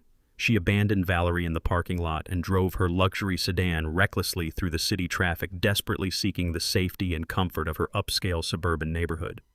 She needed the familiar walls of her meticulously decorated, expensive home to ground her shattered reality. She pulled into the wide, pristine driveway and hurried up the manicured stone pathway, her hands shaking as she reached into her designer purse for her keys. She looked up and stopped dead in her tracks. Glaring against the dark mahogany of her custom front door was a bright neon yellow piece of paper. Heavy-duty industrial tape secured it directly to the wood at eye level. She ripped it off her heart, hammering against her ribs, expecting it to be a citation from the Neighborhood Homeowners Association or an aggressive warning about a missed utility payment. Instead, the bold black letters across the top of the page spelled out a formal, legally binding notice of eviction. The shock instantly paralyzed her. She stood on her own porch, reading the dense legal jargon, her mind aggressively rejecting the impossible information printed on the page. The document did not address her and Bradley as the rightful homeowners. It explicitly listed them as delinquent, non-compliant tenants. The devastating reality of the courthouse disaster was immediately eclipsed by the sudden, terrifying threat to her physical sanctuary. Her hands trembled violently as she unlocked the door and stepped into her grand foyer. The yellow paper felt like a live explosive in her grip. The illusion of her independent, wealthy suburban life fractured completely the moment she crossed the threshold. She stood in the center of her vaulted living room and read the fine print of the eviction notice, finally discovering a devastating truth I had kept meticulously hidden for 5 years. The property was legally owned by a corporate entity named Vanguard Holdings. It was the exact same corporate entity she and Bradley had written their monthly mortgage checks to since the day they moved in. Bradley had proudly told her he had secured a brilliant private financing deal to bypass the rigid credit requirements of traditional bank loans. He had lied to her, and I had quietly capitalized on his ego. I owned Vanguard Holdings entirely. I had purchased the property in cash half a decade ago and allowed them to live there under a highly structured, ironclad lease agreement cleverly disguised as a private mortgage. I had deliberately insulated my own assets from Bradley's notorious financial instability while providing my daughter a roof over her head. The lease contained standard rental provisions, but I had explicitly instructed my attorneys to include a strict, non-negotiable morality and criminal activity clause. The document currently shaking in Jasmine's hands cited this specific unforgiving clause. Bradley's documented felony-level theft of restricted corporate bonds from my private safe, coupled with his active pursuit by a violent illegal gambling syndicate, constituted a massive and undeniable breach of the contract. The legal language was absolute and impenetrable. Because the primary tenant engaged in severe criminal theft and brought illicit syndicate activity to the property's doorstep, the lease agreement was immediately rendered null and void. The foundation of her entire life shattered. She realized I owned the very ground she stood on, and I was now pulling it directly out from under her feet without a shred of hesitation. The eviction notice did not grant the standard 30-day grace period typically afforded to residential tenants. Due to the severe criminal nature of the lease violation, the legal document mandated a total unconditional vacating of the premises within exactly 72 hours. They had 3 days.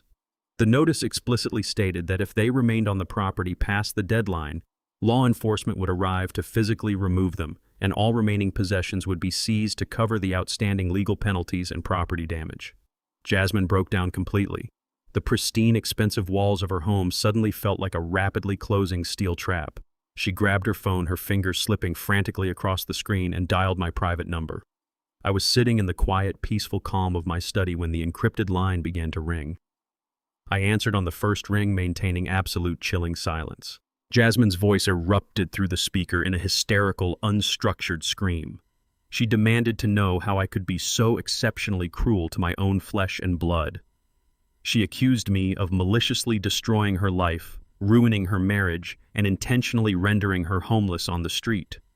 She screamed that family does not throw family out of their homes. I listened to her frantic, desperate assault without an ounce of pity or paternal warmth. I did not raise my voice or engage with her hysteria.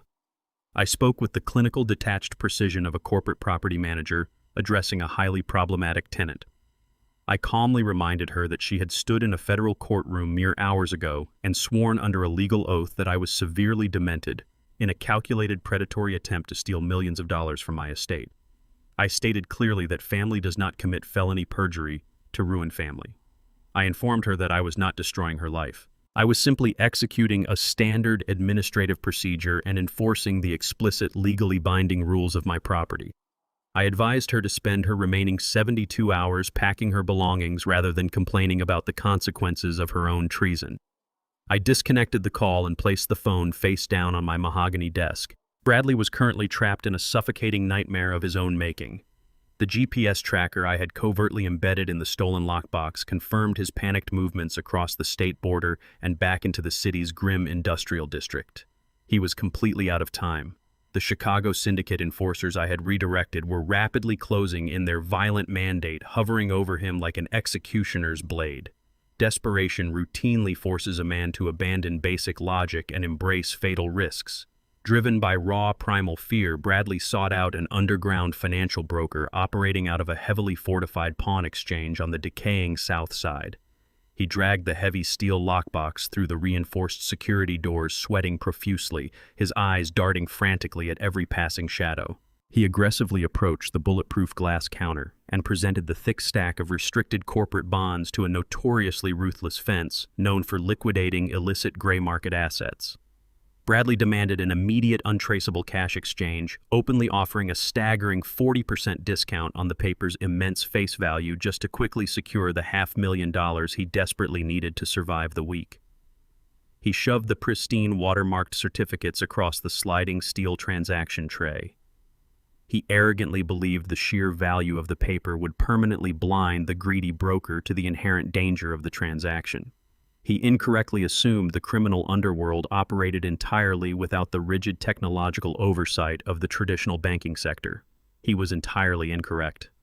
The underground broker was an exceptionally cautious predator who survived by meticulously verifying every single piece of high-value paper that crossed his desk. He took the bonds, examined the intricate security threading under a specialized UV scanner, and logged directly into a secure encrypted clearinghouse database to verify the specific serial numbers. Bradley stood anxiously at the counter, shifting his weight from foot to foot, constantly checking his expensive watch, entirely unaware that the trap I had meticulously set days ago was about to snap shut with bone-crushing force. He was banking on criminal greed to save his life, but he severely underestimated the total scope of my absolute control. The restricted corporate bonds were not merely flagged in my private portfolio. I had legally classified them as radioactive the exact moment I realized they were missing, embedding an absolute lockdown protocol directly into the federal banking registry. The instant the illicit broker typed the first sequence of serial numbers into his terminal, the system did not process a standard verification. It triggered an automatic silent and unblockable priority alert directly to the Federal Bureau of Investigation and the local Financial Crimes Task Force. The terminal screen immediately flashed a severe red-lettered federal seizure mandate. The broker, instantly recognizing the immense threat to his own illicit operation, did not hand the paper back. He engaged a silent alarm button concealed under the counter, smoothly locking the reinforced exterior doors of the pawn exchange to permanently trap the massive liability inside. He seamlessly feigned a routine system delay, offering Bradley a glass of cold water, while calmly claiming the transaction required a secondary manual authorization code from his off-site partner. Bradley aggressively paced the small, confined waiting area, his rising panic rapidly mutating into blind, destructive rage. He was completely oblivious to the rapidly approaching wail of sirens echoing through the desolate industrial district. He slammed his fists against the glass and demanded the bonds back, realizing far too late that the broker had stalled him deliberately. Before Bradley could hurl a heavy metal stanchion at the bulletproof partition, the reinforced front doors of the exchange were violently breached. A heavily armed tactical unit from the Financial Crimes Division swarmed the small lobby, their weapons drawn and tactical lights blinding him. They ordered him to the ground with brutal, uncompromising volume. Bradley froze entirely, the crushing realization of his absolute destruction washing over him. He dropped heavily to his knees, placing his trembling hands behind his head as two armored officers slammed his chest against the cold linoleum floor. The metallic click of the heavy steel handcuffs echoed through the room with absolute finality. The commanding officer read him his rights, explicitly listing the devastating charges. He was formally arrested for grand larceny, the illegal possession of restricted corporate assets, and felony wire fraud. The police immediately confiscated the lockbox, officially securing the stolen assets for federal evidence. Bradley was roughly dragged out of the pawn exchange in front of a gathering crowd of curious onlookers, his expensive tailored suit stained with industrial dirt and his manufactured arrogance entirely vaporized. The violent syndicate no longer needed to hunt him down. The federal government had just permanently locked him away in a concrete cage. Bradley's spectacular, highly public downfall was only the first phase of my tactical sweep.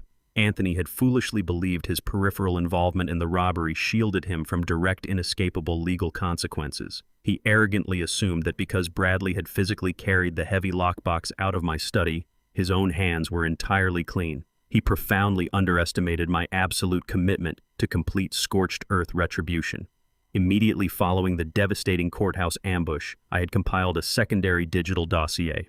I extracted the crystal-clear, high-definition security footage from the concealed cameras I had installed in my private hallway.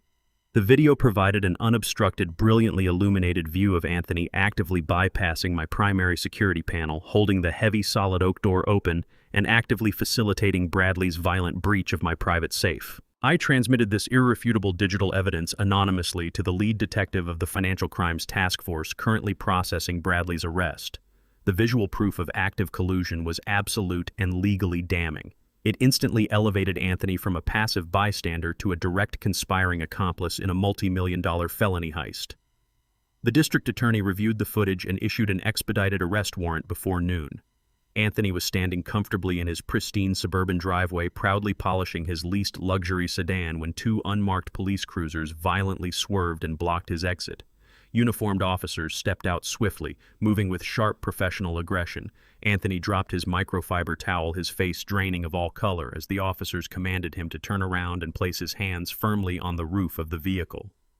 The heavy steel handcuffs locked tightly around his wrists, permanently shattering his carefully cultivated facade of suburban success. Megan stepped out onto the front porch, dropping her ceramic coffee mug onto the hard concrete as she watched her husband being forcibly bent over the hood of his own car. She screamed his name in absolute, unadulterated horror, frantically demanding an explanation from the arresting officers.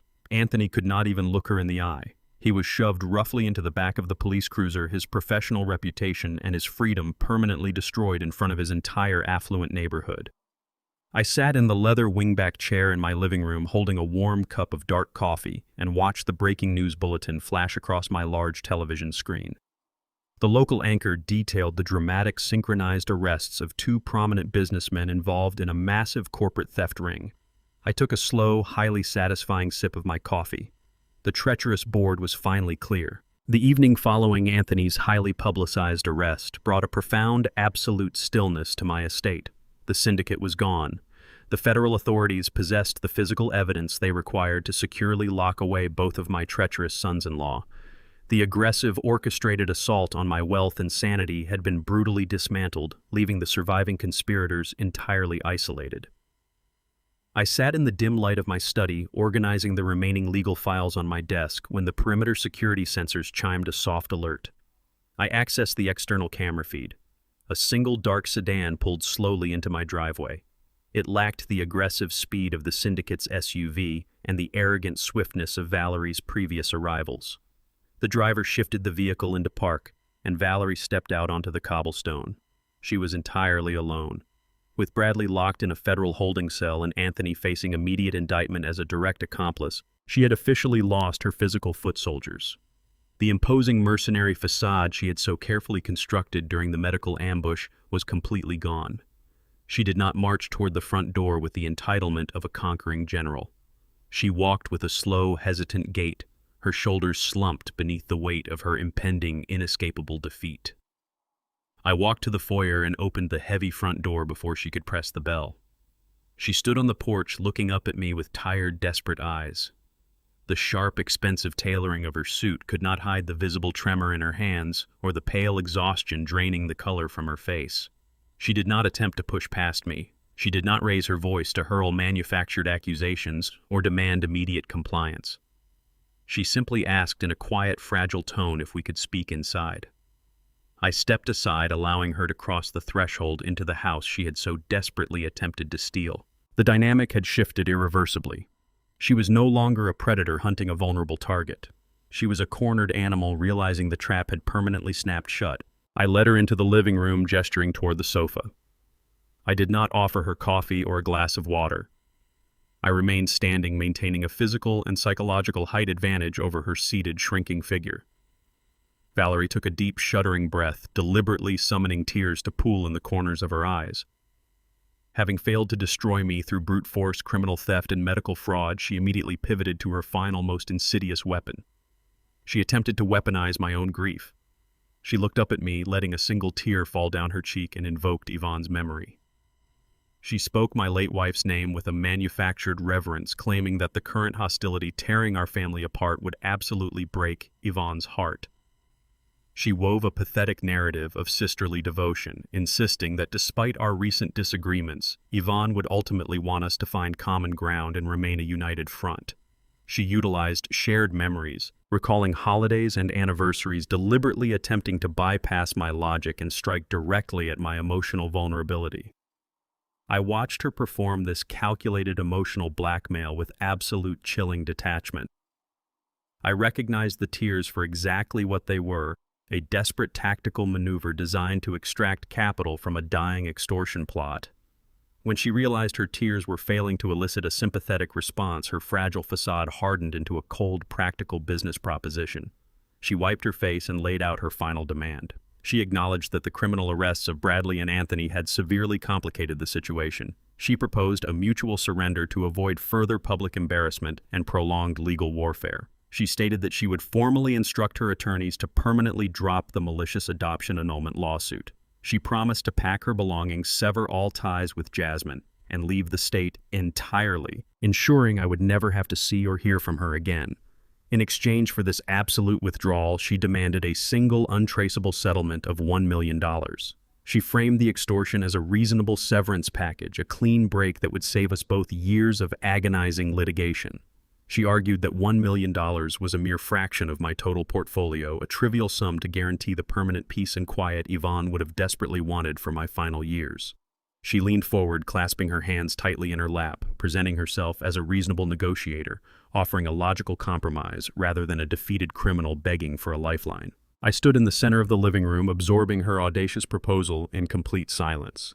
I did not raise my voice or express outrage at her willingness to exploit my dead wife's memory for a financial payout. I spoke with the icy, unwavering precision of a judge delivering a final verdict. I informed Valerie that negotiating a cash settlement to drop a fraudulent lawsuit under the threat of continued harassment constitutes a felony extortion charge. I explicitly denied her demand for a single penny of my wealth. Her face twisted with sudden resurgent anger, but I did not allow her to speak. I reached into the interior pocket of my suit jacket and produced a thick, tightly bound manila folder. I dropped it onto the coffee table directly in front of her.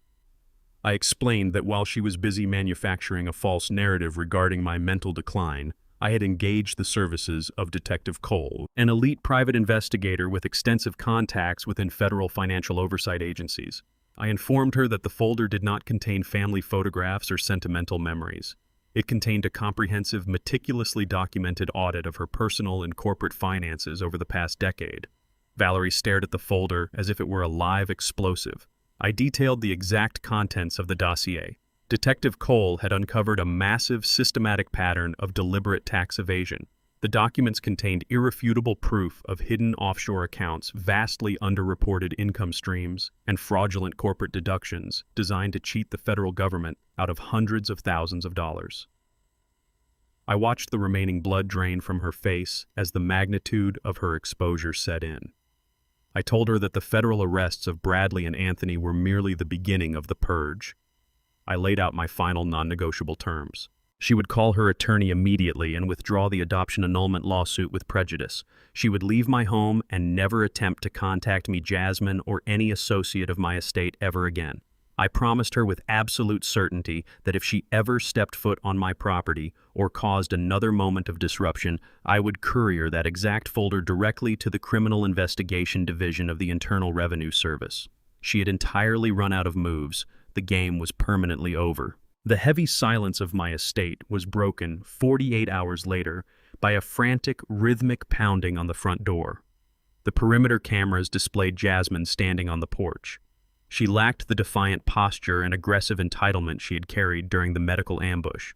Her expensive designer coat was deeply wrinkled, and she hugged her arms tightly across her chest against the evening chill. I unbolted the door and stepped aside. She stumbled into the foyer, her breath catching in her throat as she looked at me with wide, terrified eyes. The 72-hour eviction notice had effectively dismantled her suburban sanctuary. She was entirely unmoored, fully realizing the catastrophic gravity of her situation. She spoke in a rapid, fractured whisper, confessing that federal agents had already visited her empty house to ask detailed questions about Bradley's corporate accounts and Anthony's security bypass codes. She was completely terrified of impending accessory charges and the stark reality of sudden homelessness. She had lost her husband to a federal holding cell, her home to a morality clause, and her social standing to public humiliation. She collapsed onto the edge of the living room sofa, burying her face in her trembling hands. When she finally looked up, the remaining hostility in her eyes had been replaced by a desperate, hollow confusion. She begged me for the absolute truth. She pleaded to know why Valerie had so confidently initiated an adoption annulment lawsuit. She demanded to understand why her biological aunt claimed I was not a real father, and what leverage Valerie actually thought she possessed. The foundation of Jasmine's entire identity had been weaponized during the syndicate conflict, and she needed to know the origin of the weapon. I looked down at the daughter who had willingly participated in a conspiracy to destroy my mind and steal my wealth. She was searching for a comforting explanation, a final thread of family loyalty to cling to. I decided it was time to sever that final thread permanently. I did not offer her a comforting embrace or a gentle reassurance. I turned away from the living room and instructed her to follow me down the hallway. I led her directly into my private study, the exact location where her husband had violently breached my security and stolen a federal trap. The room was perfectly still, illuminated only by the sharp glow of the desk lamp. I walked behind the heavy mahogany desk and knelt on the hardwood floor. I entered the complex alphanumeric code into the concealed floor safe, the heavy steel locking mechanisms disengaging with a loud, definitive clack. I bypassed the remaining stacks of restricted corporate bonds and reached into the deepest compartment of the vault. I withdrew a thick, weathered manila envelope that had remained sealed for 3 decades. I placed the heavy envelope directly under the bright light of the desk lamp. I looked at Jasmine, who stood shivering near the doorway, and began to dismantle the foundational myth of her existence. For 30 years, Valerie had meticulously cultivated a tragic, noble narrative regarding the adoption. She had always claimed that she was a young, struggling mother facing insurmountable economic hardship. She spun a fabricated tale of profound maternal sacrifice, insisting she had made the heartbreaking decision to surrender her infant daughter to her sister Yvonne to ensure the child had a stable, wealthy upbringing. It was a beautiful, comforting lie designed to manipulate Jasmine's loyalties and paint Valerie as a selfless martyr. I placed my hands flat on the desk and informed Jasmine that her biological aunt possessed absolutely no maternal instincts and zero capacity for noble sacrifice. Valerie did not surrender her child out of love or economic despair. The adoption annulment lawsuit was not a righteous crusade to reclaim a stolen daughter. It was a desperate attempt to resurrect an extortion tactic she had successfully utilized decades ago. I broke the aged wax seal on the envelope and pulled out the original heavily notarized adoption contracts. The crisp white pages were dense with uncompromising legal terminology.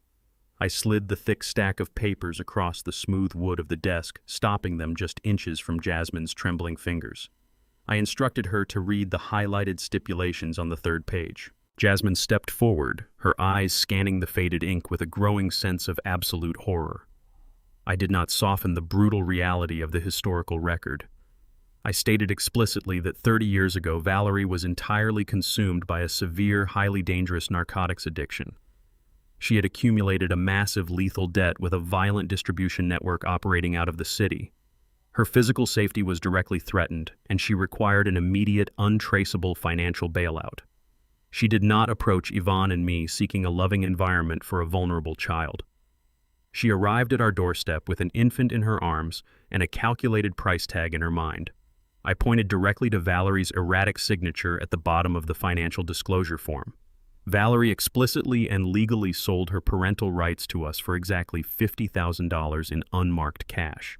It was a cold, calculated transaction designed to clear her drug debt and save her own life. She had leveraged a newborn infant as collateral to extract liquid capital from my estate. The contract mandated a total permanent surrender of all biological claims in exchange for the exact sum she owed the dealers. Jasmine stared at the signature, the devastating truth locking her jaw and draining the remaining color from her face. She dropped the heavy legal document onto the desk as if it had physically burned her. The entire alliance she had formed with Valerie, the treacherous extortion plot they had built against me, was completely rooted in a transactional lie. She suddenly realized that Valerie did not view her as a beloved niece or a reclaimed daughter. To Valerie, Jasmine was merely a dormant asset, a useful piece of financial leverage to be reactivated and weaponized against my wealth. Her entire existence, her foundational origin story, was nothing more than a profitable business exchange for the woman she had trusted over me. The crushing weight of the betrayal forced Jasmine to her knees. She knelt on the hardwood floor of my study, weeping with violent, breathless sobs. She had sacrificed her home, her husband, her freedom, and her father to align herself with a woman who had literally sold her for drug money. I remained standing behind the desk, looking down at the shattered remains of her ambition. The silent adjustment was complete. I had not destroyed my daughter.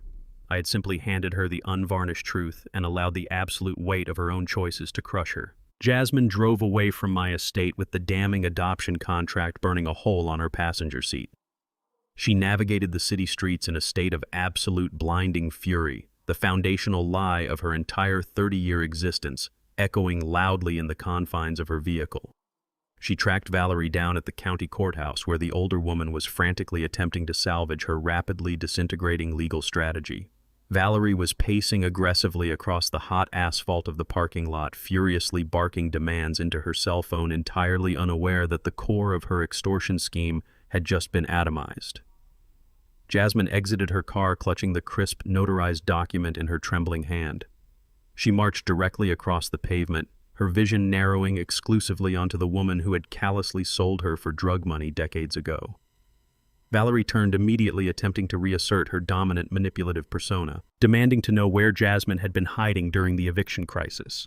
Jasmine did not speak a single word. She simply raised the aged contract and shoved it violently into Valerie's chest.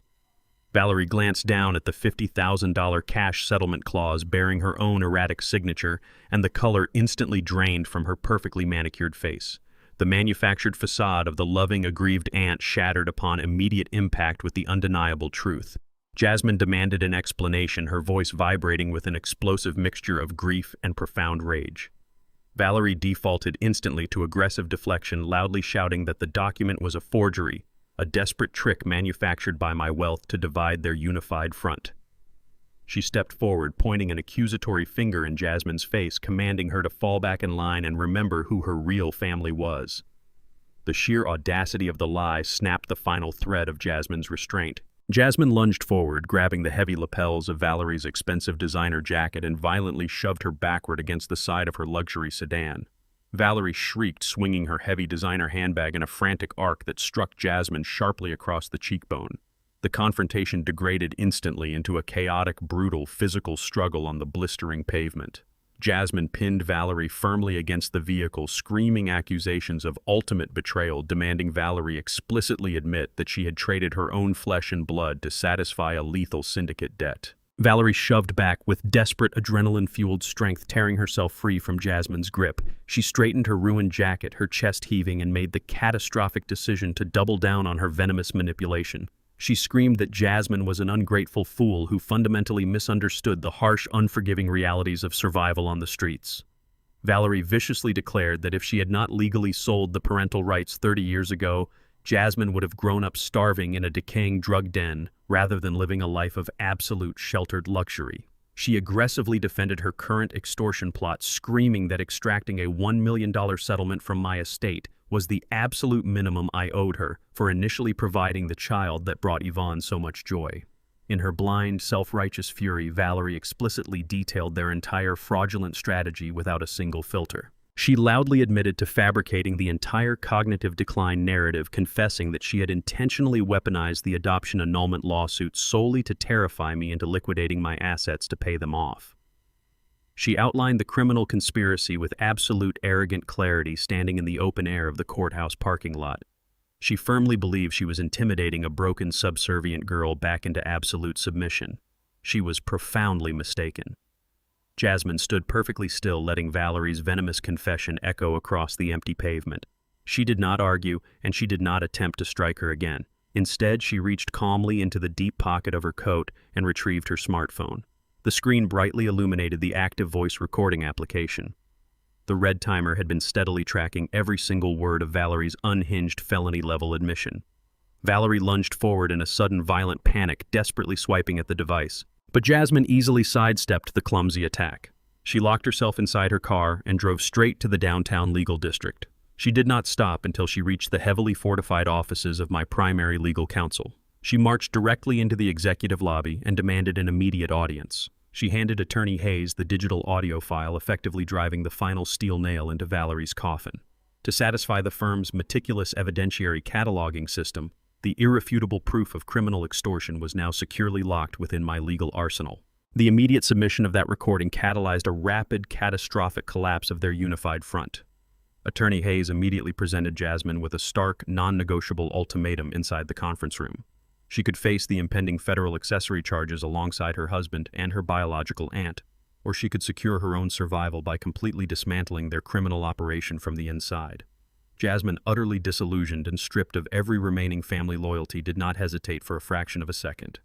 She signed a comprehensive proffer agreement with the federal prosecutor's office, formally agreeing to testify as the state's primary witness against Bradley, Anthony, and Valerie in exchange for complete unconditional legal immunity. The United Alliance that had aggressively targeted my estate was instantly pulverized into competing factions of desperate cornered animals. When the Federal Financial Task Force presented Valerie with the pristine audio recording of her courthouse parking lot confession, her high-priced defense attorney immediately advised her to prepare for a lengthy prison sentence, effectively ending her reign of manipulation. The situation surrounding Bradley deteriorated even more rapidly within the cold, isolated walls of the federal holding facility. Facing decades in a maximum security penitentiary for grand larceny and the illegal possession of restricted corporate bonds, his manufactured arrogance completely evaporated. He frantically summoned the federal prosecutors and offered them the absolute only piece of leverage he had left to trade. He formally turned state's evidence against the violent Chicago underground betting syndicate that had been actively hunting him for weeks. He provided the FBI with explicit financial ledgers, encrypted communication protocols, and the operational hierarchies of the criminal organization, trading the safety of his former associates for a significantly reduced federal sentence. By executing this desperate, cowardly maneuver, Bradley officially secured a lighter prison term, but placed a massive permanent target directly on his own back. The syndicate he betrayed possessed extensive reach and a highly documented reputation for unforgiving, brutal retribution against informants. Bradley would spend the remainder of his life looking over his shoulder, trapped in a state of perpetual, suffocating terror. The tactical sweep of my adversaries was absolute, merciless, and permanent. Every single individual who had conspired to steal my wealth, insult my intelligence, and fracture my family had methodically engineered their own absolute destruction. I sat in my quiet study, the heavy oak doors securely closed against the outside world, secure in the absolute knowledge that my estate, my legacy, and my ultimate authority remained entirely unassailable. I did not give Valerie the luxury of a peaceful, dignified retreat. The moment her dark sedan disappeared down my driveway, the illusion of a quiet surrender completely vanished from my mind. I had presented her with the devastating tax evasion dossier as an absolute deterrent, but sitting in the silence of my study, I realized deterrence was a strictly defensive posture. Valerie had actively attempted to dismantle my sanity, steal my legacy, and destroy my family through a calculated, multi-tiered conspiracy. A simple retreat back to her wealthy enclave was entirely insufficient. I picked up my secure phone and dialed Attorney Hayes at his private residence. I instructed him to pivot immediately from our defensive strategy to a full-scale, unrelenting offensive assault. I formally authorized the immediate filing of a massive civil lawsuit against Valerie. We were going to sue her for severe defamation of character, intentional infliction of emotional distress, and predatory elder abuse. Hayes moved with exceptional predatory efficiency. By the time the county courthouse doors opened the following morning, my legal team had officially submitted a comprehensive, ironclad complaint. The lawsuit explicitly detailed Valerie's malicious campaign to manufacture a highly public, entirely false narrative of my cognitive decline. We attached the certified Vanguard Neurological Institute report to unequivocally prove she had actively committed perjury regarding my mental acuity. We included the pristine audio recording Jasmine had captured in the parking lot, which explicitly documented Valerie confessing to the entire extortion plot without a single filter.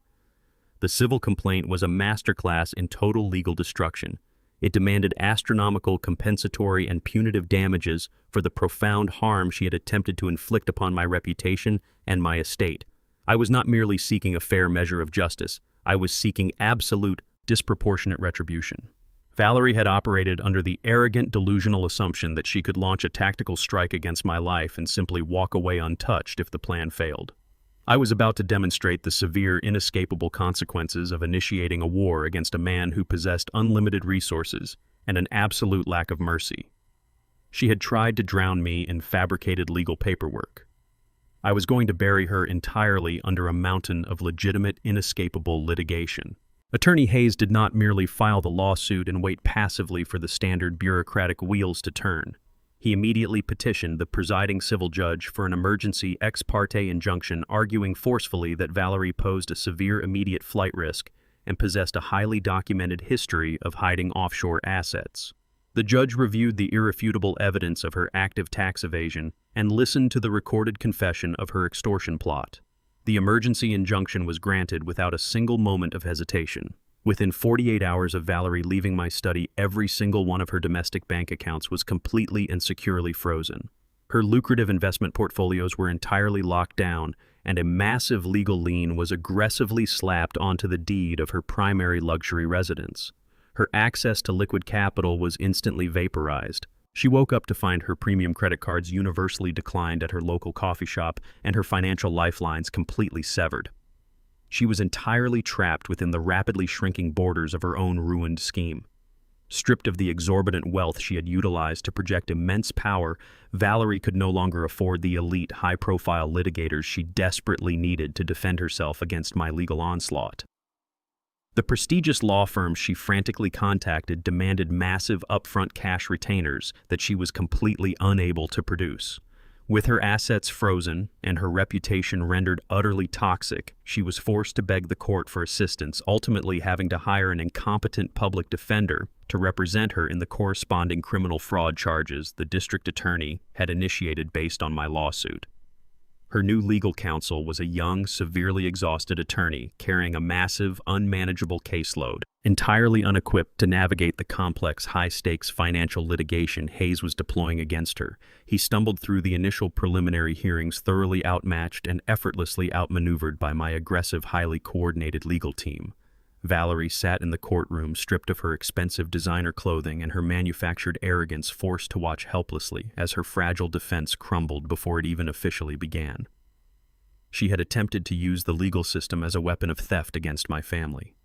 Now she was experiencing the terrifying, suffocating reality of facing a perfectly optimized legal machine designed exclusively for her complete eradication. The civil litigation proceeded with the crushing, unstoppable inevitability of a glacier. I systematically applied the exact same financial strangulation tactics she had so gleefully attempted to use against me. Valerie had intended to freeze my assets, declare me legally incompetent, and slowly strip me of my wealth while I languished in a secure medical facility. I mirrored her ruthless strategy, flawlessly executing it entirely within the absolute bounds of the law. The court swiftly ruled in my favor, delivering a devastating, uncompromising judgment that mandated severe financial restitution for the defamation and the elder abuse. Because her liquid assets were entirely depleted by the initial freeze and her mounting desperate attempts to secure private counsel, the court immediately authorized the forced liquidation of her physical properties to satisfy the massive judgment. The heavy lien on her primary residence was formally executed. Valerie was forcibly evicted from the sprawling, meticulously decorated estate she had purchased with decades of hidden, untaxed income. Federal marshals arrived to secure the property, overseeing the immediate seizure and subsequent public auction of her expensive luxury vehicles, her high-end antique furniture, and her pristine collection of designer jewelry. I sat quietly in the front row of the auction house, my posture relaxed, and watched as every single comfort she possessed was sold off to the highest bidder. I did not bid on any of her items. I simply wanted to observe the physical, methodical dismantling of her empire. Valerie was left with absolutely nothing.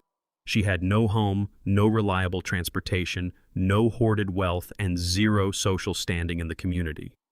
The affluent friends she had so carefully cultivated entirely abandoned her the exact moment the scandal broke, terrified of being publicly associated with a convicted extortionist and a documented tax evader. She was forced to relocate to a small, decaying rental apartment on the extreme impoverished outskirts of the city, subsisting on whatever meager, untraceable funds she had managed to hide in cash. The absolute suffocating poverty she had once weaponized to justify selling her own infant daughter was now her permanent daily reality. She had spent 30 years believing she was the smartest, most ruthless predator in the room. I had systematically stripped away her entire identity, leaving her destitute, isolated, and permanently defeated. She had arrogantly demanded $1 million to leave my family in peace. I ensured she left with less than nothing. The federal court proceedings moved with the ruthless mechanical efficiency of an industrial assembly line.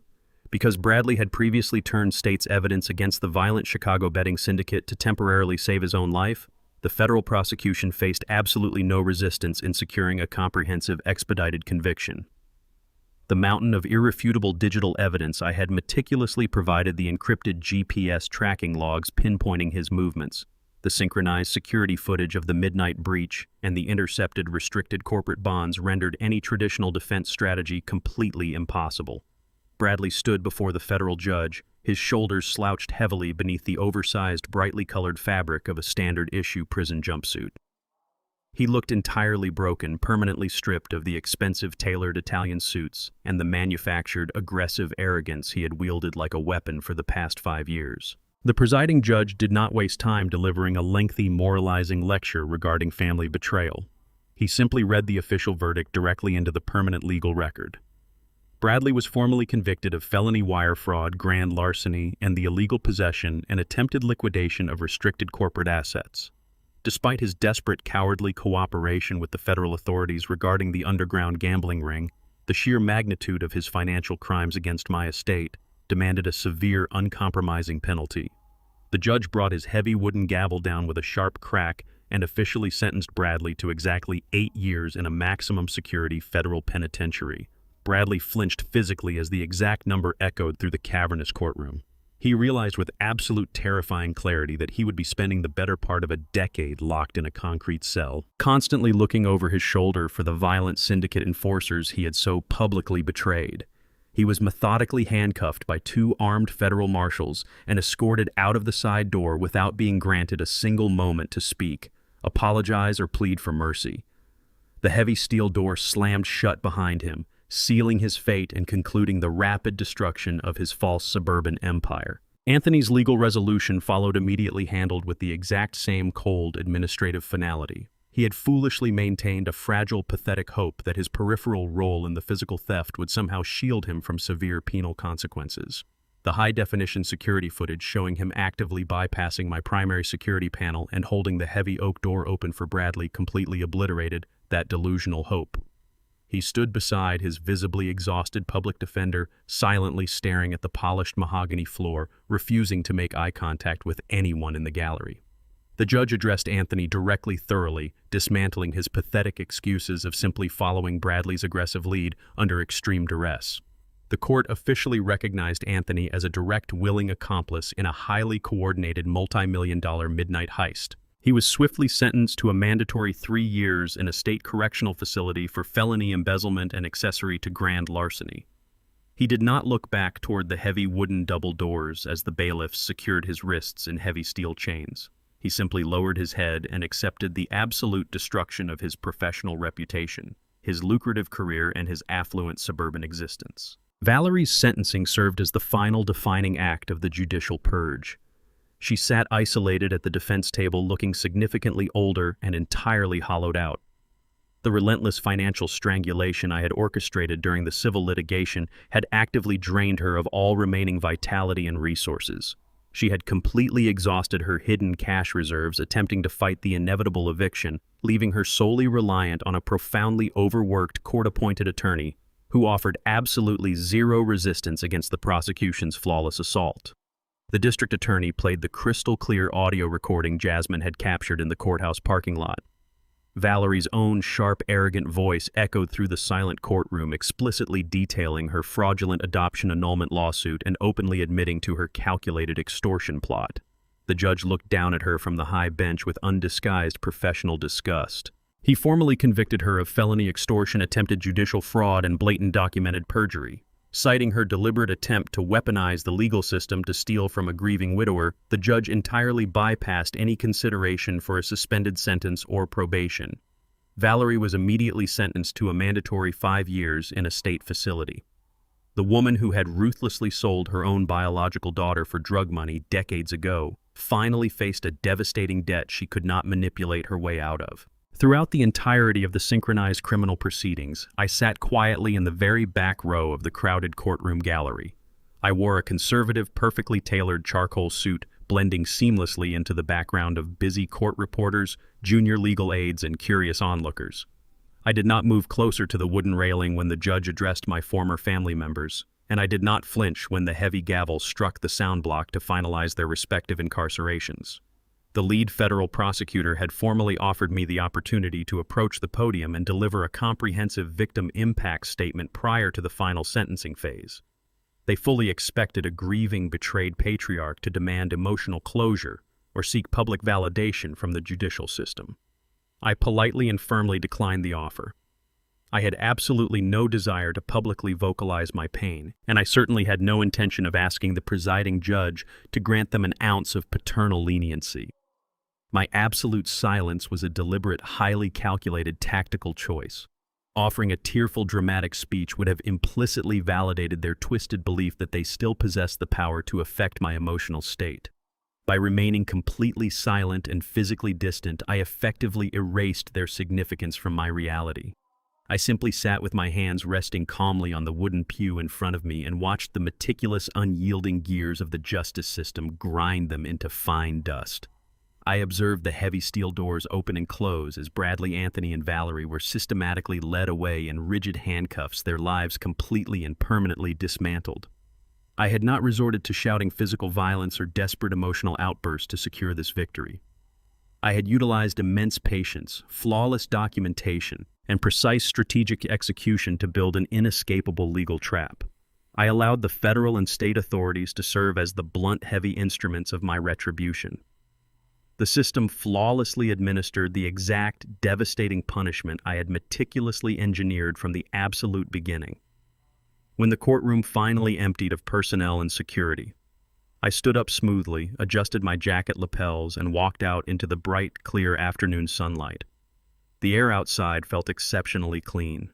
The treacherous board was finally permanently cleared, and my quiet, unassailable peace was completely restored. The deafening roar of the legal and familial war finally faded into a profound, enduring silence. The storm had completely subsided, leaving behind a starkly illuminated reality for everyone involved. For Jasmine, the immediate aftermath was a harsh, unforgiving introduction to the actual world she had been shielded from her entire life. She was stripped of her custom-built suburban mansion, her luxury vehicles, and the limitless credit lines she had treated as a birthright. She relocated to a small, slightly dilapidated apartment complex on the extreme industrial edge of the city. The contrast was absolute. Her new living space featured thin walls, peeling linoleum floors, and a small kitchenette that barely accommodated a single person. She did not complain. The devastating revelation of her adoption contract had fundamentally reprogrammed her perspective. She systematically sold the few designer items she was allowed to keep, using the meager funds to secure the first and last month's rent. She desperately needed an income to survive, forcing her to enter the competitive job market without the immense advantage of my corporate network. After weeks of silent rejection, she finally secured a low-paying administrative position at a mid-sized logistics firm. Her days no longer consisted of leisurely brunches and frivolous online shopping. She woke up before dawn, navigated the crowded public transit system, and spent 8 hours meticulously filing paperwork, answering relentless phone calls, and managing complex shipping schedules for a strict, uncompromising manager. She returned to her small apartment each evening with aching feet and a physically exhausted mind. However, the exhaustion was entirely different from the anxious, suffocating dread she had experienced while married to Bradley. The labor provided a quiet, grounding dignity. She was earning her own survival dollar by dollar. Entirely detached from the toxic transactional web Valerie had spun around her existence. She cooked simple meals in her cramped kitchen and meticulously balanced her checkbook every Friday evening. She was finally constructing a life based on her own genuine effort rather than existing as a leveraged asset in a criminal conspiracy. The manufactured entitlement was permanently gone, replaced by a quiet, resilient determination to simply exist honestly. Throughout this grueling transitional period, Jasmine did not once reach out to ask me for financial assistance. I knew exactly where she lived and precisely how much she earned, yet I did not offer her a single cent. We established a profound unspoken boundary rooted entirely in mutual respect and the absolute necessity of consequence. She fully understood that any request for money would immediately invalidate her newfound independence, reducing her back to the dependent, easily manipulated girl who had nearly destroyed my estate. I understood that offering her a financial lifeline would only enable the very weakness I had fought so ruthlessly to eradicate. The silence between us regarding money was the healthiest dynamic we had shared in over a decade. It was the absolute proof that she had finally internalized the devastating lesson of the adoption contract. She was no longer a commodity to be bought or subsidized. With the immediate threat to my assets permanently neutralized, I redirected my focus toward securing the ultimate future of my estate. I summoned Attorney Hayes to my study and initiated a comprehensive restructuring of my massive blind trust. The millions of dollars I had previously earmarked for a treacherous, ungrateful family were entirely repurposed to serve a genuinely noble objective. I formally established the Yvonne Vanguard Educational Foundation, a massive philanthropic entity designed specifically to identify, protect, and elevate youths who had been genuinely abandoned or exploited by the foster and adoption systems. I explicitly designed the foundation to function as the absolute antithesis of Valerie's horrific transaction. Instead of treating vulnerable children as profitable collateral, the trust provided fully funded university scholarships, secure housing stipends, and elite professional mentorship programs to young adults transitioning out of state care. The legal charter mandated rigorous academic and ethical standards for all applicants, ensuring the funds were awarded exclusively to individuals demonstrating exceptional character and a relentless drive to succeed. I assigned a fiercely independent board of directors to manage the disbursements permanently, insulating the capital from any future familial greed or external manipulation. My wealth would no longer serve as a crutch for entitled predators. It would act as a powerful transformative engine for those who genuinely possessed the merit and the moral fortitude to utilize it correctly. I legally finalized the trust documents on a warm, clear Thursday afternoon, cementing a legacy built entirely on character and merit rather than the arbitrary, frequently disappointing lottery of human DNA. I recognized that bloodlines offered absolutely zero guarantee of loyalty, honor, or respect. The painful, calculated destruction of my extended family had been a necessary surgical extraction of a malignant tumor.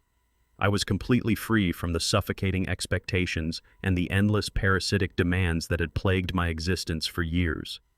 The narrative concluded exactly where the initial silent hostilities had first taken root. I walked out of my quiet, empty house and stepped onto the pristine grass of my expansive backyard. The late afternoon sun cast long, warm shadows across the manicured lawn. I walked slowly toward the heavy, custom-built stone grill positioned near the edge of the patio. I ignited the burners, listening to the familiar, rhythmic click of the starter and the soft, immediate rush of the blue flames. The smell of burning charcoal and seasoned wood filled the crisp evening air, grounding me in the present moment. I stood perfectly still, watching the heat ripple upward into the darkening sky.